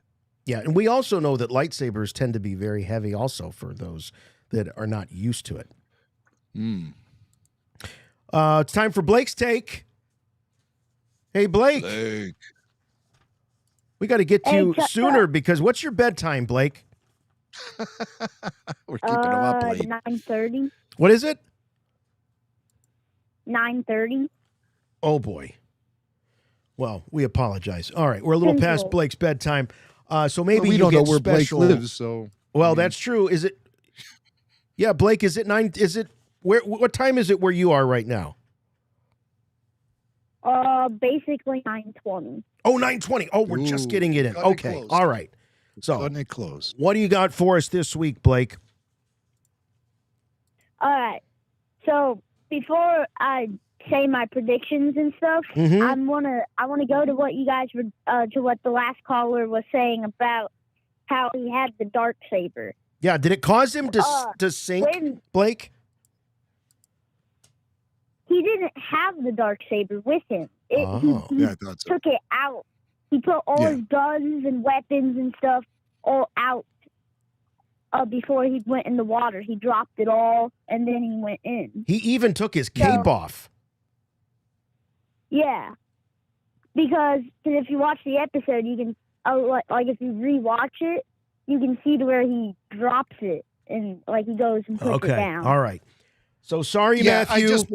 I just watched. He clearly removes the Darksaber and places it there at the top of the steps before he walks in. So I don't think the Darksaber could have been capable of pulling him under like that. No, it was a creature. I think it was what do you think it was that pulled him down, Blake? The weight of all of his responsibilities? No, that's probably not it. Yeah, that's probably not it. They would probably make it something like a Dinoga, or it could be one of those lizard dragon thingies that were in the little like sewer pipe thingies. Mm-hmm. It could have been one of those that were down in the water. I think it was that the could have, Mythosaur. bite on his leg or something. Max says it was the Mythosaur. That's the easiest answer, so it's probably the real answer. It's the only thing we saw down there. But it looked like it was sleeping. I thought so too. I thought it was hibernating, but then it swims off, so it's not sleeping. Unless they woke it up. I don't know. It's very dark down there. We need that guy Jeremy Wade with River Monsters to go into the living waters and do some research. What else you got for us, Blake? You have some predictions, you said? Yeah. So, you know how at the beginning of Mando season 1, when he first found Grogu, he had the puck and he had to go after and use it to go find Grogu to go save him from the place. Mm-hmm. So there were like all these like pirate-ish people who were there. So maybe they figured out what happened on Navarro. So they give information to the Empire about where Mando is and where he might be next. Are you talking But about the also- pirates that we met last week, Gorian Shard and Vane, that they might have some underworld connections that lead them to know that the Mando is a fugitive of the Empire? Yeah, because they had Mando first. I mean, they didn't have Mando first. They had Grogu first. Mm. So they will find out that Mando had Grogu. Maybe the Empire takes it in after they give the information. So then they hunt down Mando and they give more and more information to the Empire. And this is how the Empire gets back in. So it's like a whole loop around. Mm-hmm. Because we first see them and then they come back and report to the Empire. But also, I have a feeling that Moff Gideon, he is not going to stay in that prison with the Republic. No, I hope not. Maybe Thrawn could get him out. Oh, Thrawn get him out. I think they're going to save. I think they're going to save Thrawn for Ahsoka. That's my thought. But anything could happen. But you're right to be thinking about who would be motivated to spring Moff Gideon. My money's on that scientist guy, the Kaminoan. He's not Kaminoan, but the cloning scientist guy. That's Dr. who I Pershing. think. Dr. Pershing. Yeah, I think that he is perhaps the most likely person to want to spring Moff Gideon and resume their science. We'll put it that way. Yeah, because this could go, because like that and the theory I just said, they like tie together. Because once they get Grogu, maybe he goes and breaks out Moff Gideon, so this way they can continue their cloning. Yeah, very well could be. All right, Blake, we want to make sure that you get in bed on time, but you call us back next week, okay, buddy? All right, I have one thing to say before you cut me off. Last week, it's just one little quick thing. Before you cut tell me him. off, we got a lot of people. No, I didn't mean to cut you off, Blake. I really didn't. Yeah. And when I said You don't call let us back, I Swank meant shuffle you off tomorrow like for that. for Bad Batch After Show, because we want to get Blake's take on that as well. So, yes. So you had something else you wanted to say. Yeah, so last week I talked about how IG wouldn't be able to fit in the N1 Starfighter. Mm-hmm. Well, I was looking through the cross sections at the N1, the Naboo N1 Starfighter. It really don't look like he would be able to fit. Maybe if they took him completely apart, like took off the arms and legs, and then I love the thoroughness of your research, Blake. Yeah, I love it. That's something I should have done. Yeah, you're doing Max research for him. Buddy, that's awesome. Yeah, that's really good. All right. Hey, Blake, before you go, I've got a question for you, a question that my 10-year-old asked me when we were watching this episode. We see Baby Yoda Grogu heading for the N1 Starfighter with that dragon creature chasing him. He leaves the pram. He jumps out of the pram into the N1 Starfighter, finds Bo-Katan. Next time we see Baby Yoda, he's in Bo-Katan's ship, and he's sitting in the pram. How did the pram get to where he and Bo-Katan were? How did the pram get on Bo-Katan's ship? So I think they built a new one for him, is what we it think is. alike, because I was even thinking about this and talking to my dad about maybe how it could work. So we see how R5 drops out from below to go search around. Mm-hmm. Maybe whenever R5 goes up, it looks like maybe he can go up a little, his body could go up a little bit more, and then the pod, it could just suck right up and be there. So you're saying that maybe the pram docks to the outside of the ship, or has that ability? Yeah, because it could just stay there and hover there until they need it, because it could fall right out and go right back up whenever. All right. It. Yeah, I like that it. N1 Starfighter's been causing problems ever since it was initially brought to our attention in 1999 because of the way R2 fits in there. And so they had to come up with this crazy idea that R2's head separates from his body and goes up to the top of the Naboo Starfighter. Because if you look closely at the Starfighter itself, there's no room for R2's shoulders, for lack of a better term. Yeah. So all that is coming up out of there is the dome. And it's a real flaw in the design, Doug Ching, that they let that get by. But we got by old George. Maybe Doug Chang can explain how the pram got from the outside of the N1 Starfighter to the inside of Bo-Katan's ship. That seems to be really interesting. Yeah. Yeah, we're picking nits. That's here, good stuff. Well, thanks, Blake. Go to bed. So, we're real great guys. Last week, we give Blake a $250 pair of Mandalorian headphones. This week, we tell him to go to bed. And cut him off, apparently. What a difference the week makes. All right, we've got Mitchell from Iowa on the line. You're here with Rebel Force Radio. Hello. Mitch. Hello. Hey. Hey, Mitch. Thanks for having me on. I want to start out saying that I love the episode, but I did want to discuss something that I saw as kind of a writing gap. This kind of goes back to the last episode where Mando refused all droids but IG. So then he said he was going to go find someone to go fix it. And then the next thing we know, he's off with Bo-Katan just to go all the way back to Tatooine, just to go all the way back to Mandalore, which is right next to where Bo-Katan was the whole time. Yeah, he's zigzagging a lot there. Well, he wanted the droid. He believed he needed IG-11, and he thought Pelimoto had the right part to fix the droid. Peli didn't have the part, but she gave up R5-D4.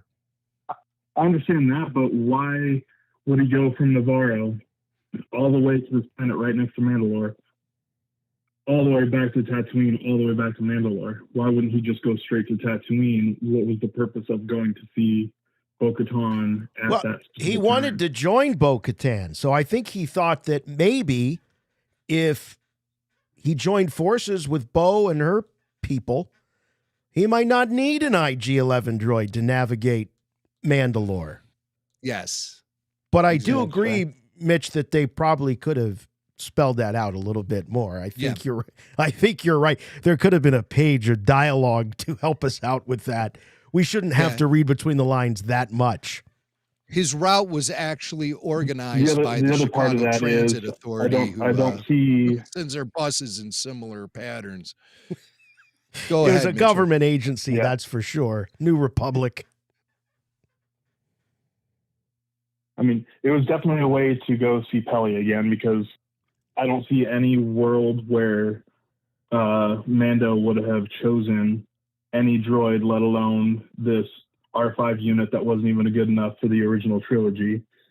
I think it was just a way to get back to see Pelly as well. He was not even just good enough for the original trilogy. I'll argue with that. R5D4 was only in the original trilogy before he showed up in The Mandalorian. So I meant he wasn't good enough for Luke, and the family. I guess he was until his motivator broke. Maybe his motivator. Well, his motivation is all better now. Well, I think why does Luke call R5 an R2 unit? She said this R5 unit. Discuss. Yeah. I think that R5 is here to stay. I think he's going to be a permanent fixture with I think the family of 2 has become a family of 3 with the addition of R5. So Mitch, I think you're going to have to get used to it. I think I'm going to have to side and say that I think we're going to see IG back. Oh, IG back. Okay. Yes, all right. Definitely well, IG is coming back. They're going to have to give us a reason why he needs to come back, because Din has already taken a bath in the living waters. Yeah. IG, by the way, R5D4 is now the 3rd host on the after show. Hey, Mitch, thanks for the call, buddy. Great thoughts. Sonny Boy Nuggy with a super chat says, I thought this crab creature was going to cook Mando like a rotisserie chicken, but instead drained his living essence like a podling in the dark crystal. Love the after show. Thanks, Sonny Boy. Yeah, dark crystal vibes, no doubt about it. Good call. He was sort of on a spit. It was like a cage spit. Like rotisserie. Yeah, so Marty from Georgia. Marty's on next. Rebel Force Radio, the Mines of Mandalore. Calls from Georgia. Yeah, what's going on in Georgia right now? Hey, guys. How's it going? Hey, how are you? Hey. Doing good, guys. Thank you for always the after show. Cheers to you guys. It's always a good end to my day. So appreciate you guys, first of all. Well, we appreciate you. Thanks for listening and hanging out with us tonight. Yeah. So the thing I wanted to discuss is I'm watching Clone Wars with my buddy, and it's his first time watching it. And Paul, if you're listening to this, skip this part. I love seeing the bridge they looked like they were walking on in the city, because it looked like they were on the bridge that the clones fought Darth Maul's Mandalorians on. Yeah. I don't know if that was just a different bridge, but it just looked very similar. So I was getting I don't know. I just want, and also sorry, go ahead. I was getting vibes of that Mandalorian Dome City that we saw so many times in the Clone Wars going back to season 2. And I was like, wow, man, these guys are walking the same walkways and bridges and corridors that Obi-Wan and Satine, Satine. You know, can I just say, damn it, Star Wars, for giving us characters named Sabine and Satine? Really? Can't you do better? One Can't letter. you do better? Also, it's the same franchise that brought us Kylo Ren and Kybo Ren. What the hell? Get it together. Well, only one of those characters is real. So that's the difference there. Yeah, it's still one big I was also galaxy just going to say, I'm sorry. No, we're fighting. We're arguing. I was just going to say, I loved... I also loved when she said, I knew some Jedi. I was saying to myself, oh, start naming names. Who do you know? But I also just wanted, because she did not. You're right. She did not name drop. She didn't name drop. She could have. She could have said Anakin Skywalker. She could have said Obi-Wan Kenobi, Ahsoka Tano. We know who she's talking about. And I just was hoping that we'd hear some reference to her sister. There was no reference to her sister. That's also all I wanted to hear. That's what I thought was weird. Yeah, that's but a great otherwise, observation to bring up. That's what I was excited to hear, but it was great. It was a great episode. I'm sorry if I'm talking over you. No, it's just the technology. Don't worry about it, Marty. It's not you. It's not you. So. Well, she and her sister were estranged, and maybe there's some bitterness that still lingers to the point where Bo doesn't even really talk about her sister after all these years. Old wounds. It could be.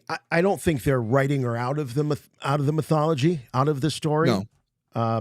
But you might be right, Jim, more right than you know, when you bring up the Sabine and Satine issue. Oh, right. They don't want to confuse us. They may not be talking about Sabine with, or excuse me, Satine with Sabine showing up. That's a very practical and sensible reason to explain why she was excluded from that dialogue. Right. Because I was certainly expecting her to bring up something about her sister ruling the home planet of Mandalore. Why bring up a character that we've never met? Like her father. We never met her father on the show. That's true. And that was being asked among my family. Have we ever seen her father? No. No, we haven't. But we learned he died defending Mandalore. But when did that happen exactly? And also, Bo says by the time she was old enough to rule Mandalore, she took the creed and everything. Her father was very impressed and proud. Would he have been alive then?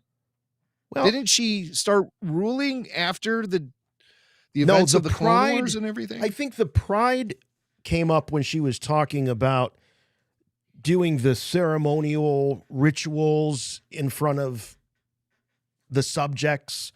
She talks about participating in some of those things, but that it was largely pomp and circumstance for the masses.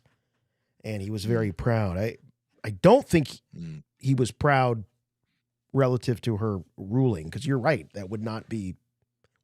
She would not be ruling while he was alive, because there was an order of succession. Right. This Mandalorian history is so twisted and mixed up that it should be an MTV reality show. Okay. Well, it's an unreality show.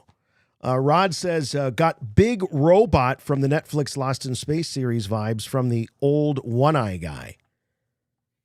The old One-Eye. Okay, are we talking about the creature with the one eye? Yeah. Is that old One-Eye guy? I mean, when I think of Netflix, Netflix, the Lost in Space series. I don't know that I've never series. Watched. I only know the original one. Right. But got big robot from from old One. So old One-Eye guy is, I think he's referring to as the Arachnid mech. That's the only One-Eye that I saw in this episode. But yeah, sorry, I don't get the reference. I didn't see Lost in Space on Netflix, but I'm sure a lot of our listening audience did, and they're probably all going, Jimmy, watch something other than Star Wars on TV for a change. Why don't you? But I don't want to watch something other than Star Wars. It's exactly how these conversations go down in my own house. Watch something other than Star Wars, Dad. All right, Zach's calling from California. Hey, Zach. Welcome to Rebel Force Radio. Chut, boyo. Chut. So I wanted to talk about the kind of dynamic Bo-Katan and Mando have with their beliefs, and even kind of the hypocrisy Bo-Katan exhibits when she claims about her belief and it's her way, and the way of how Mandalore's always been conflict for no reason, or a stupid reason that can't be explained, when she perfectly exhibits that stupid reason. She, they both are right in their own kind of, they're both right and they're both wrong, where they're right about the Mythosaur. The Mythosaur is true. She didn't believe it, clearly, by how apparently shocked she is by the end. Mando, he finally realizes the curse isn't real. It is clearly a habitable world. And Bo-Katan, she scoffs at him like, "Oh, you didn't try the pog soup." She scoffs at him, but at the same time, she's realizing even part of his beliefs are true. So it's like this interesting kind of. I didn't get the thing about the soup. She was talking about that it was awfully ironic that he hadn't had the soup, and I don't really know. First, I thought she said porg soup, and I'm like, "Oh, the porgs," and then I'm like, "No, pog." And then aren't those like things that kids played with in the 90s? Pogs. She just thinks it's ironic that a guy who walks around preaching all the fundamental nature of Mandalorian faith and all of this stuff, she just finds it weird. He never had what is considered a Mandalorian staple, this soup. I see. Yeah. I just think it's just kind of showing that for as much of a Mandalorian that Din believes he really is, there are elements of the Mandalorian experience that he is completely void of in his lifetime. And so she finds that to be funny. I like that. Yeah. So he's very preachy, and she's like, "Wait a minute. Before you preach to me, why don't you try some pog soup?" No, it's like, Superman, exactly. He's the all-American superhero, but he's never tried a slice of apple pie before. I didn't know that about Superman. No, Ma Kent made some great their dynamic apple pie. Their dynamic kind of seems like the truth is always in the middle, where rather than taking the two extremes being what Bo-Katan believes and what Din Djarin and the Children of the Watch believe, it's rather something in the middle where it's some truths from one side, some truths from the other. And I think it'd be interesting to see maybe this is how Mandalore finally reunifies, is through them coming to an understanding of both sides. I think that's what's going to be playing out here. Bring people one side. Yeah. Definitely. I just think that's very interesting. It is. Thanks a lot. I'm sorry, Zach. Call back next week. I'm too Swank's fast got on the quick trigger finger there on those phone bangs. So you better get in what you got to say before he hangs up on you. Oh, you got to do that. But I love that line, by the way, when Mando straps in and he says to Grogu, he says, "All right, kid, you ready for an adventure?" I thought he was talking to all of us watching the episode. It was. I just thought it was so cool. Just when they kind of break the fourth wall a little bit there. And you ready for an event? I was, and boy, I got one. I just grinning ear to ear for this episode. He takes Baby Yoda with him as a part of his crew now, as opposed to something that he needs to protect and deliver and all that stuff. He's not a parcel anymore. There's a potential to Grogu that's going to be getting realized more and more as this season unfolds. And again, I think it's going to pay off with him being Grogu the Navigator, the one who leads Ahsoka and Sabine to Ezra and Thrawn and the Purgles. The one who navigates. Did we know, by the way, that Din was from Concordia? Or was this the first time we heard that? This is the first time that we found out this. He is, the Children of the Watch are a subset of the Death Watch. And the Death Watch in the Clone Wars they were all exiled to the planet Concordia. Din was discovered as a foundling by the Death Watch. So it all adds up. We don't know. It's an undisclosed planet. We don't know where he was discovered. The schism between I'm sorry, Jason, were you just talking? Oh, I was just saying we don't know what planet he was discovered. We saw a flashback, but there's been no confirmation what planet that was. Wouldn't it be weird if it was Navarro? Ooh. But looks like it could have been. Yeah, it does. It does look like it could have been. And that's where the armorer was hiding out in the sewers there on the planet Navarro. So, but having Din grow up with Death Watch on Concordia, that all adds up. But I think this is the first time we're ever getting full confirmation of that. Back to the phones. We've got Paul, Patreon supporter from Phoenix on. Paul, Phoenix, how are you? Hey guys, I'm doing good. I was going to talk about the Alamites, but instead I wanted to ask, Was it just me, or did it seem like they might have done like a touch-up on Grogu? He seemed more detailed and kind of more expressive this episode.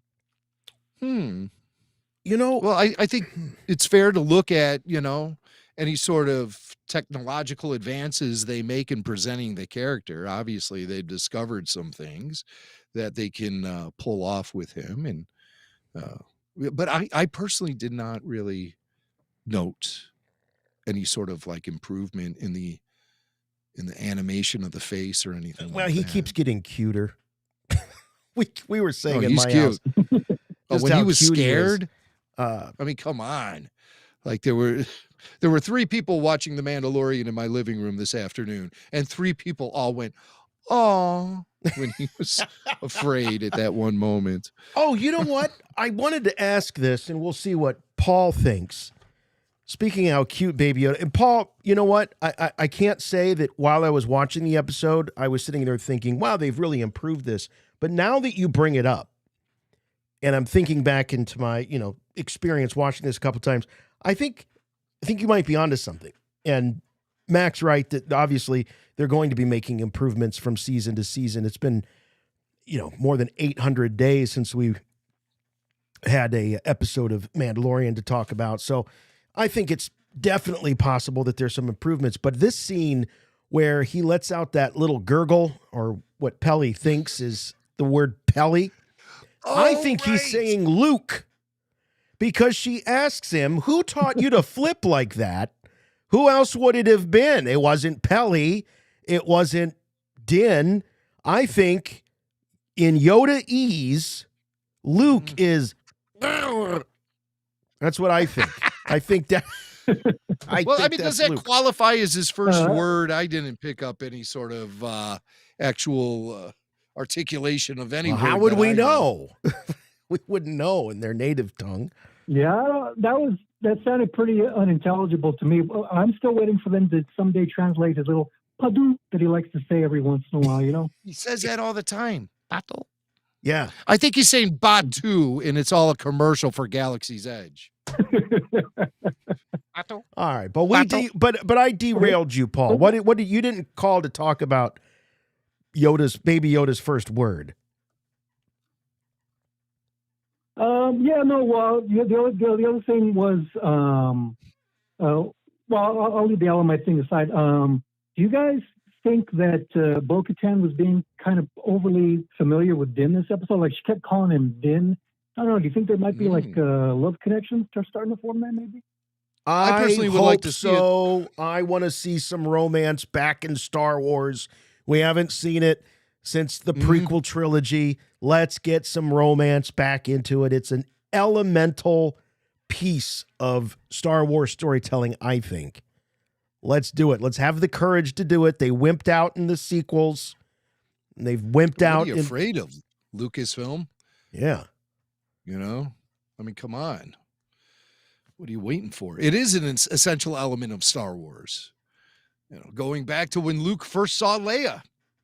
Didn't know it was his sister, but that's a details, but conversation. But right away, he was motivated by a romantic connection he felt toward her by seeing her in that hologram, and that's what unleashed the whole thing. Darth Vader essentially was created out of a romantic relationship. So yes, some great symbolism in that. It's an essential element of Star Wars, and something that's sorely been missing from the franchise. And I'm no romantic pushover, not like Swank is. No, but it's definitely something that I think is sorely lacking. I think it's an essential human element that needs to find a place in the Star Wars universe once again. All right, here is Megan from New Jersey joining us on the phones. Hey, Megan. Hey, Megan. Hey. Hello. Hey, hi, Meg. Hey. So my question is, how do you think Din feels after all this? He wakes up, he walks into the waters, and then Bo-Katan had to rescue him. Did he do what he had to do, or Does he still have to do something else? Well, she said that he needs to bathe in the waters, not fall into the waters. So I don't know if that counts. But he went full on into it, so. Yeah, I want to know how he was going to prove to the armorer that this occurred. He does have a witness now, and I suppose his witness always could have been Grogu, and that might have been the plan, but he needed to, I would assume, bring back some evidence that he was there and that this happened. But I think his witness is going to be Bo-Katan.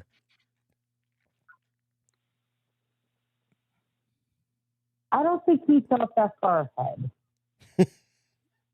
I think he just wanted to go do it, and, then he'd have to figure it out. He probably didn't even think he'd have to prove it. Yeah, I don't know. That was something that was on my mind even before this episode. Now, when he brought the green crystal to the armorer to prove that people had indeed been there since the purge and survived, at least in order to retrieve this artifact, that made me think that, well, he's just going to have to take something from the mines of Mandalore that would be proof that he was actually there. But I think you bring up a really good question about whether or not this is a successful mission. Mac, what do you think? Is it mission accomplished for Din Djarin? Yeah, like next week, I think he'll be like, okay, I'm good with that bathe. That was a good bath. I'm good with that. Yeah. That should qualify. I should be able to go back to the armor and get my membership card renewed. What's going on here, But yeah, I think I would like to see some sort of element keeping Din away from the armorer for a little while. So he's not really sure where he stands on all of that. I'd like to see him spend more time with Bo-Katan, but I'd have to say that this is definitely a success. He was able to prove his theory correct, that you can go down to the surface of the planet and it's not all toxic. It won't kill you. You can go there. You can explore. There's still life there. The living water still exists. So what else do you need? Just get a bunch of Mandalorians down there and let's start some urban renewal programs here on Mandalore and let's make it happen. I don't know, man. I think that it's going to be considered a success for Din. I think that he's going to claim some sort of ownership over the way that Bo-Katan will be converted and become more of a fundamentalist. And we'll see where it goes from there. But I think there's going to be some distractions before this type of confirmation of Din's faith gets delivered to him. Yeah.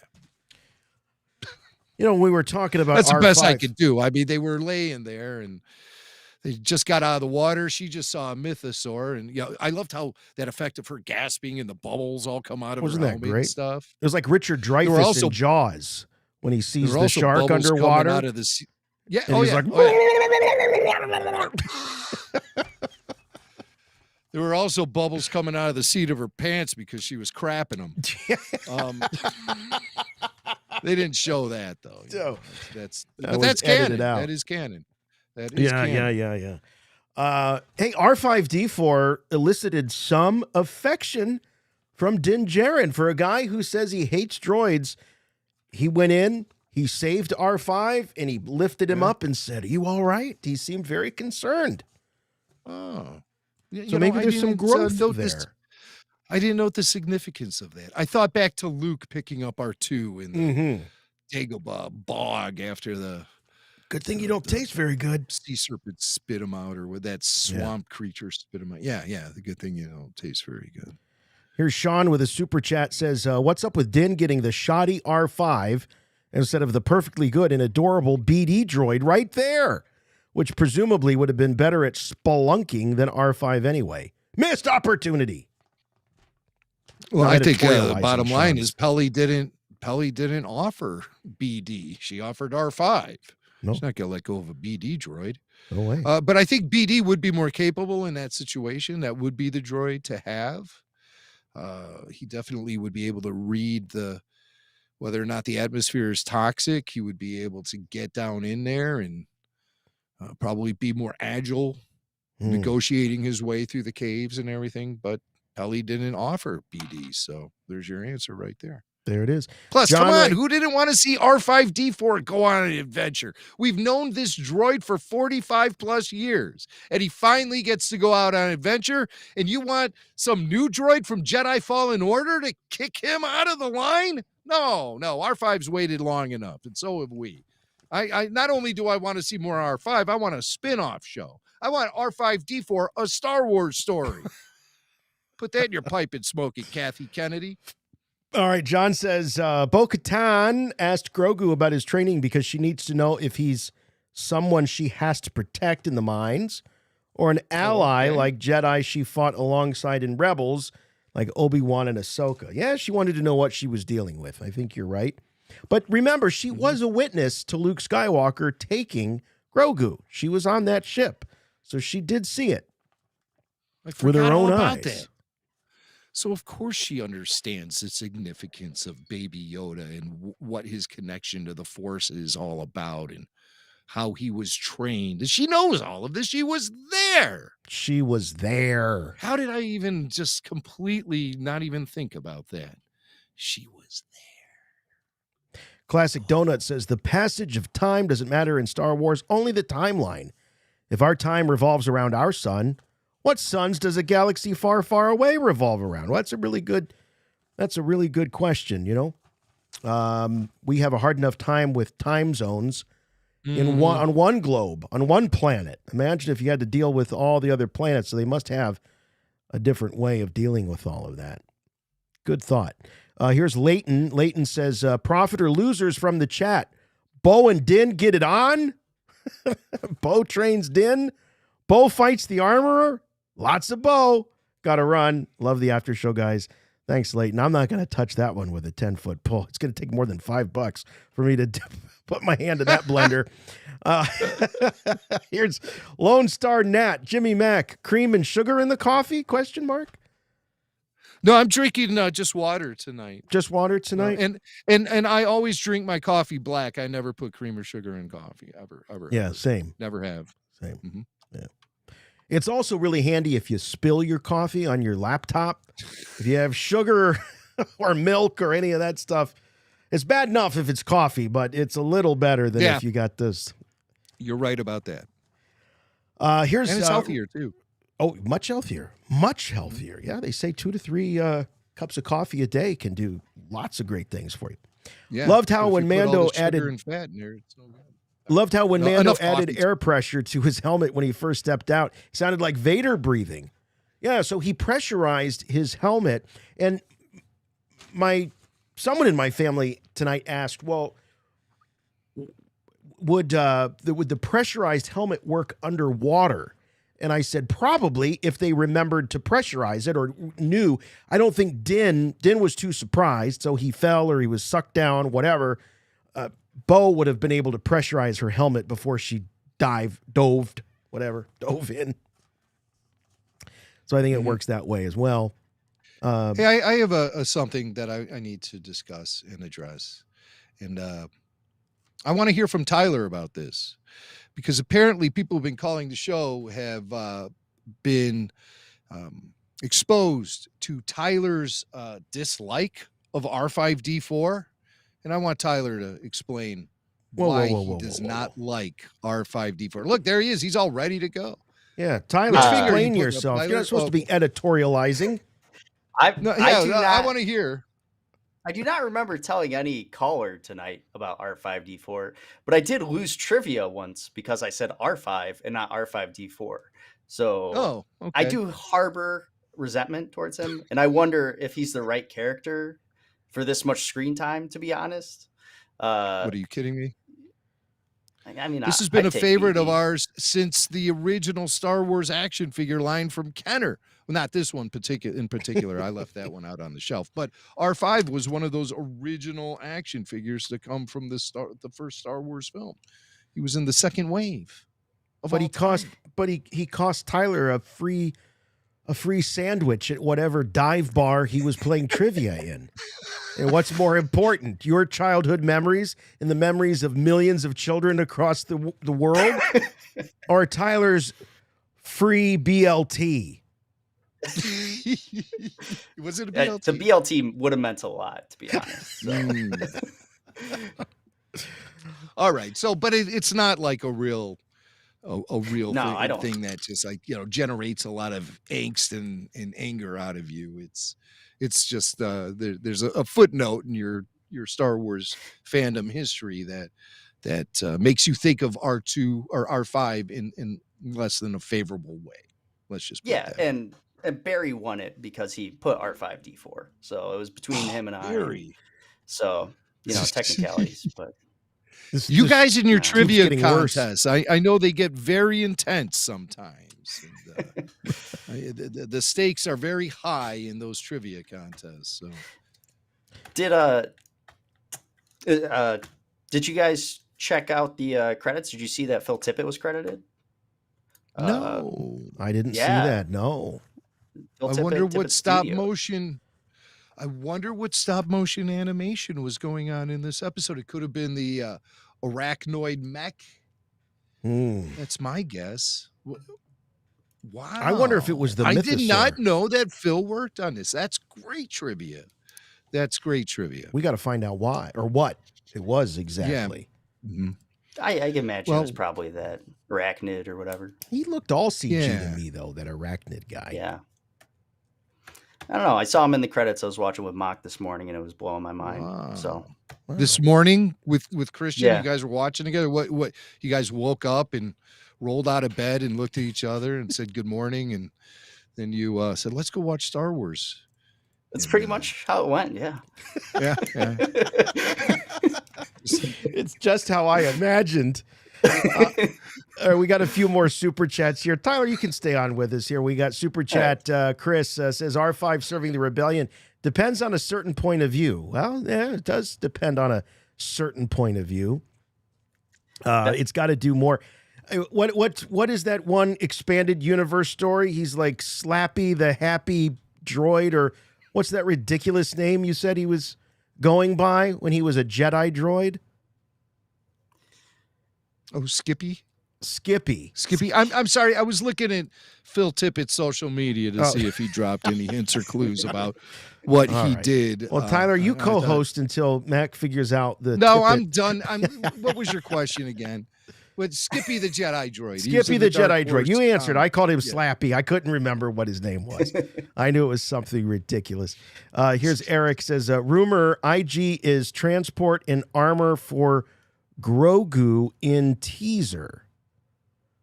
IG is transport and armor for Grogu in teaser. Did we see IG in the teaser?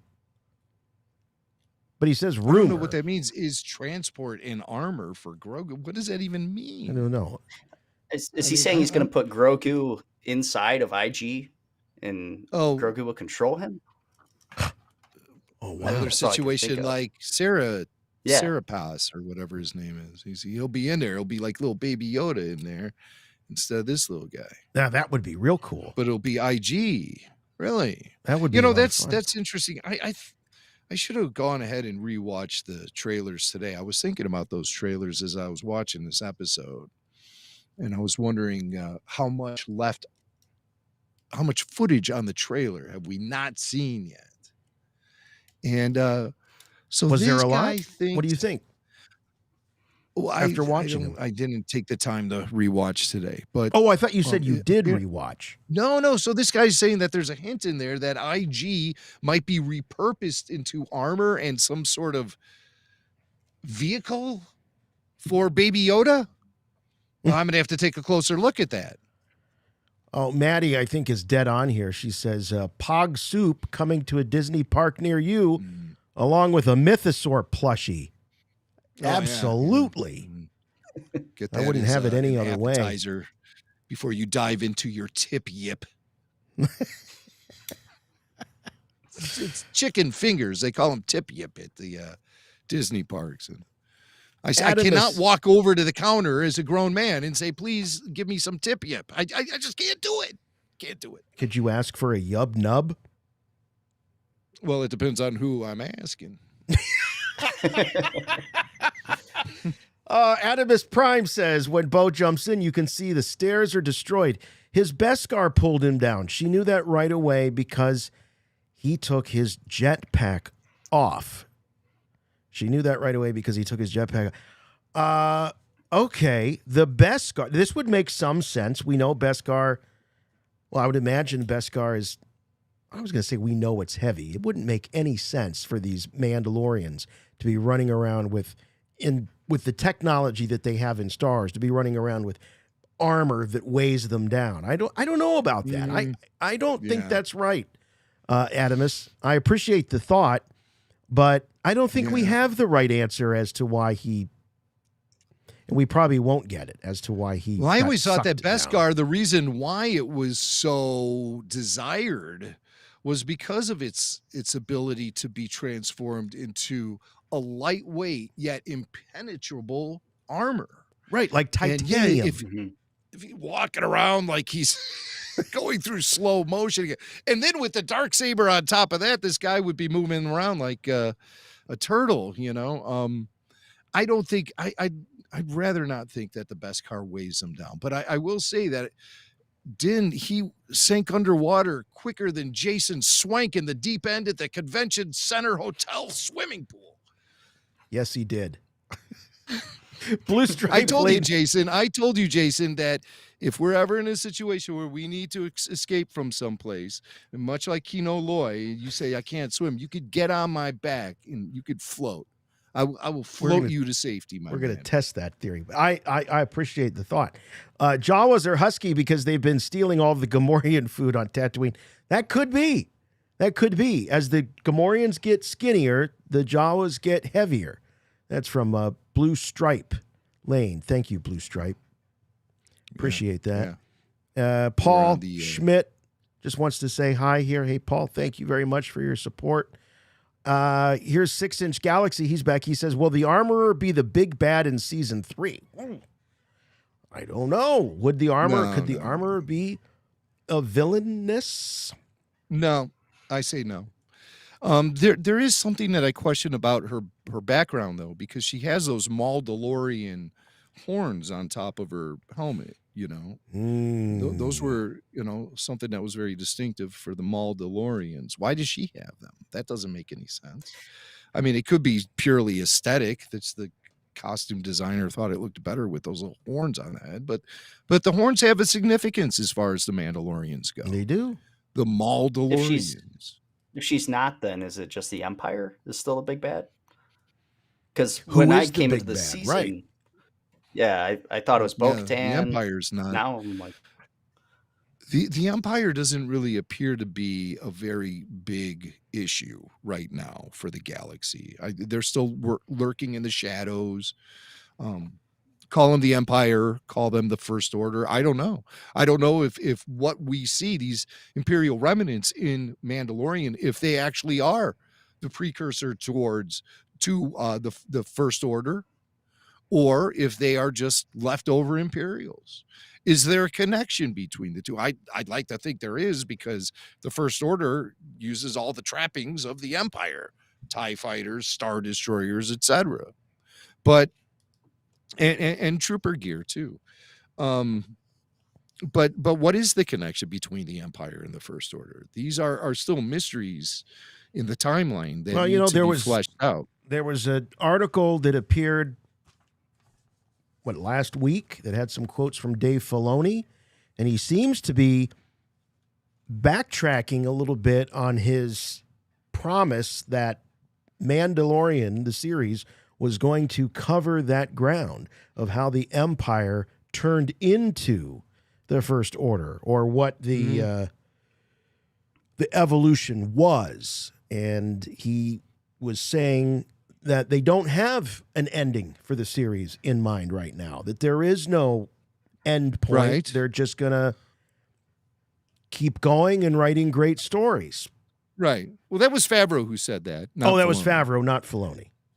And I don't think that really means that, they don't have a goal or anything. They're just saying they're not thinking about the end of the series. And that's just fine, because everything we deal with in Star Wars always seems to have this final ending point, Yes. The original trilogy came and went. It was over. Then the prequel showed up, and then they came and went, and it was over. It was like, that's the end. And now when Ahsoka was introduced, all we were talking about is what's the fate of Ahsoka?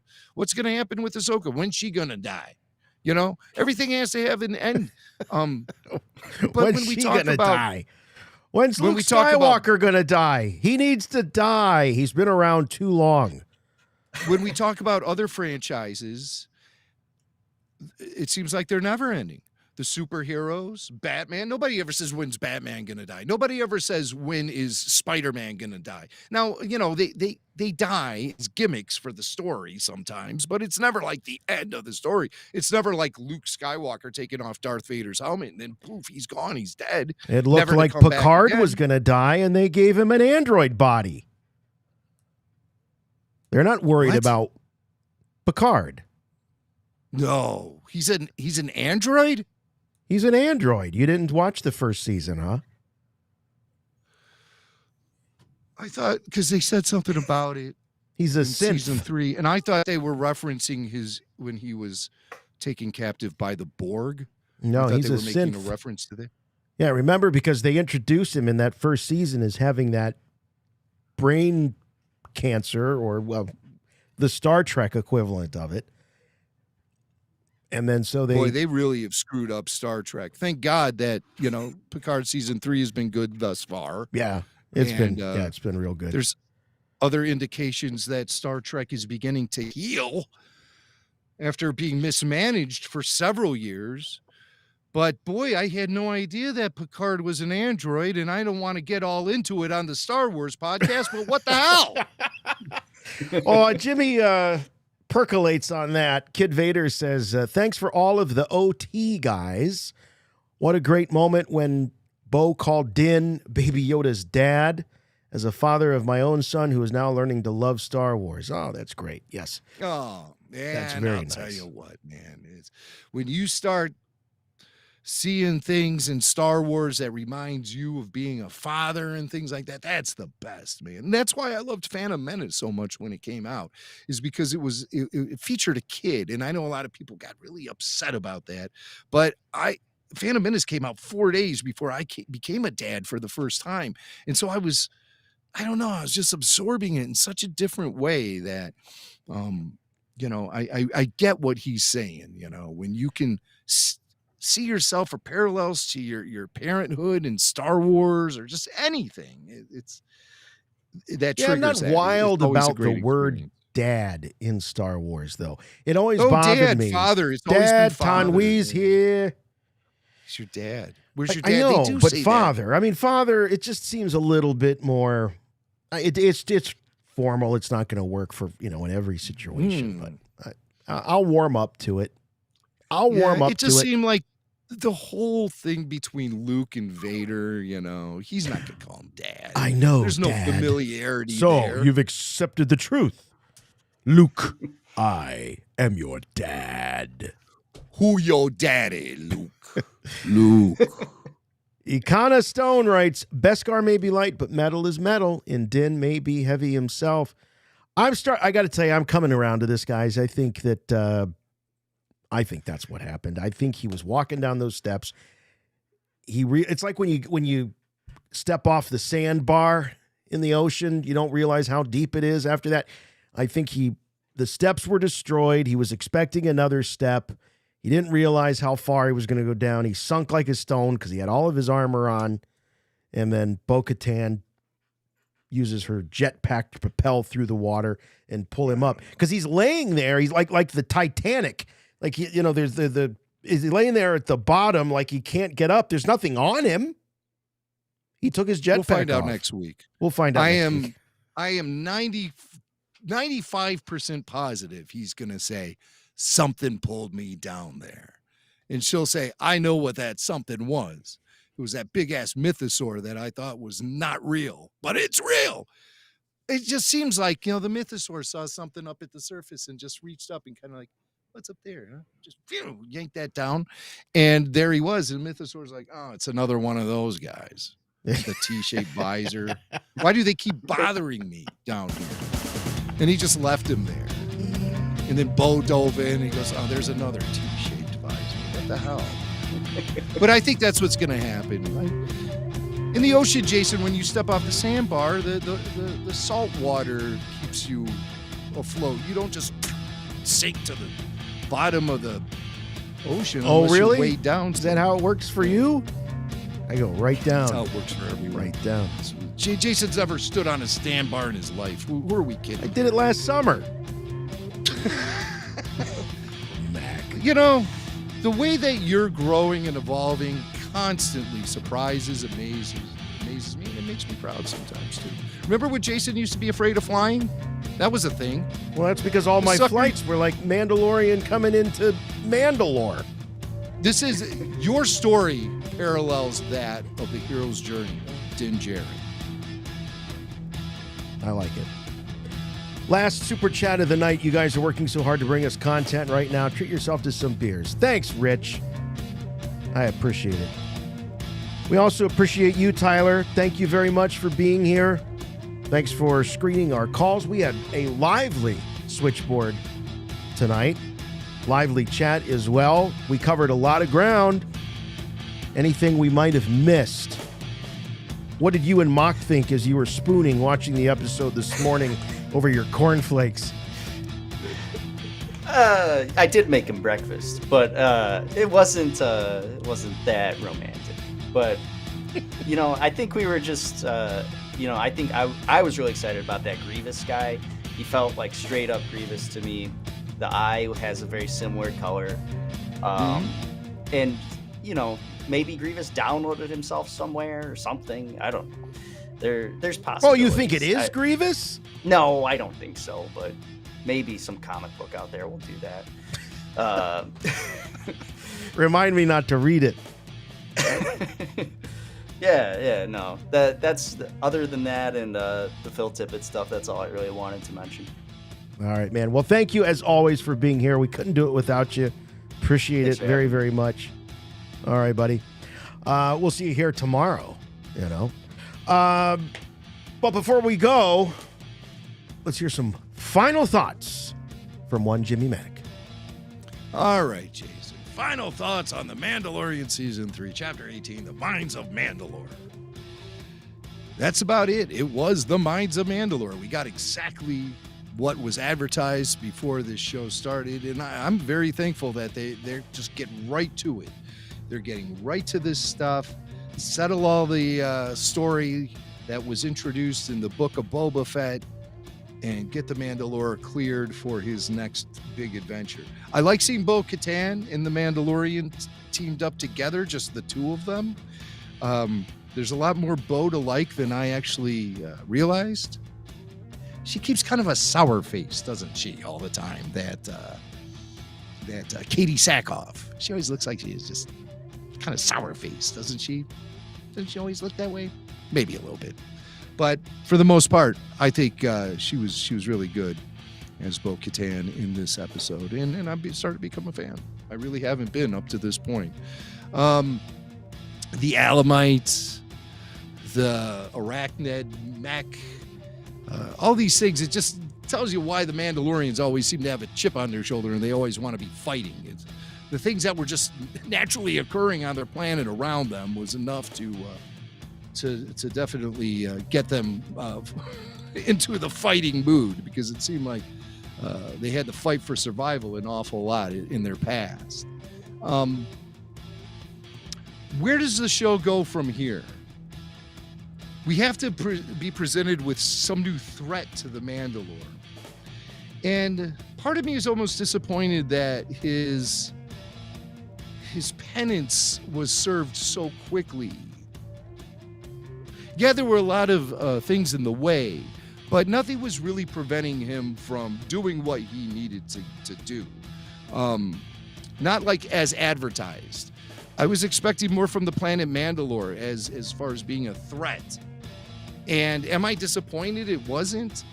I don't really care. I think either way, I don't even really care. I just want to know where the story is going to be going from here. And I think that all comes down to Moff Gideon. And I think it all comes down to setting up the Ahsoka series. That's where I see what this particular season of The Mandalore doing, is those two things.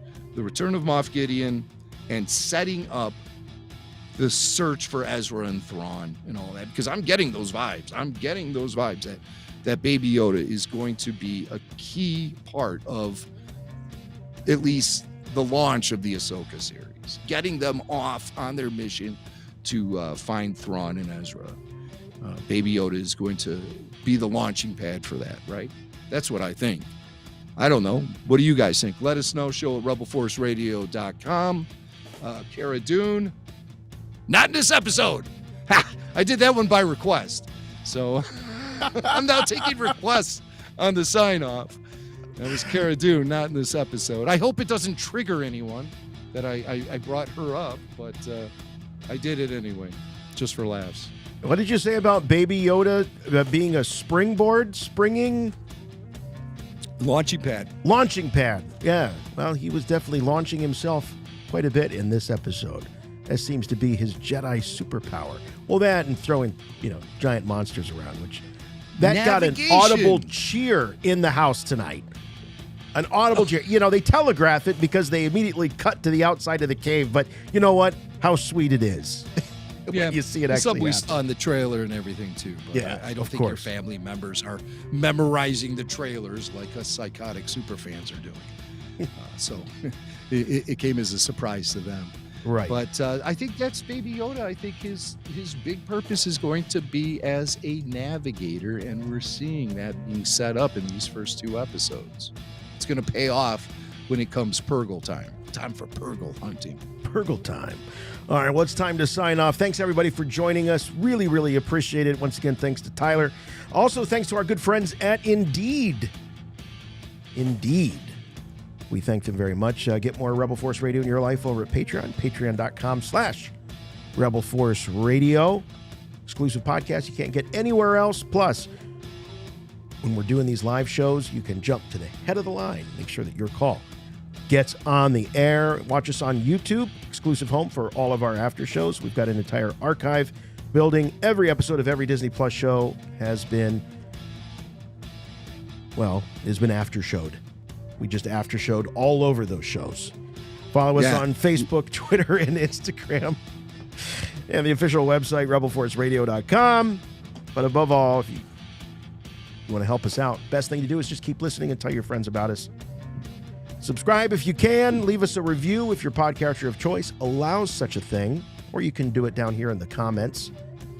Isn't that what they do on YouTube? They point down in the comments below. Just one rule, please, on those comments and those reviews. Make them good.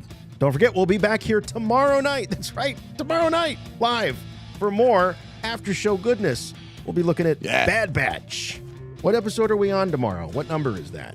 12. Episode 12. We've got 5 more to go. Episode 12. And then we'll be back next Wednesday, 9 o'clock p.m. Eastern Time for more Mandalorian after show. We'll see you tomorrow night. For Rebel Force Radio, I'm Jason. I'm Jimmy Mack. And remember, the Force will be with you, always.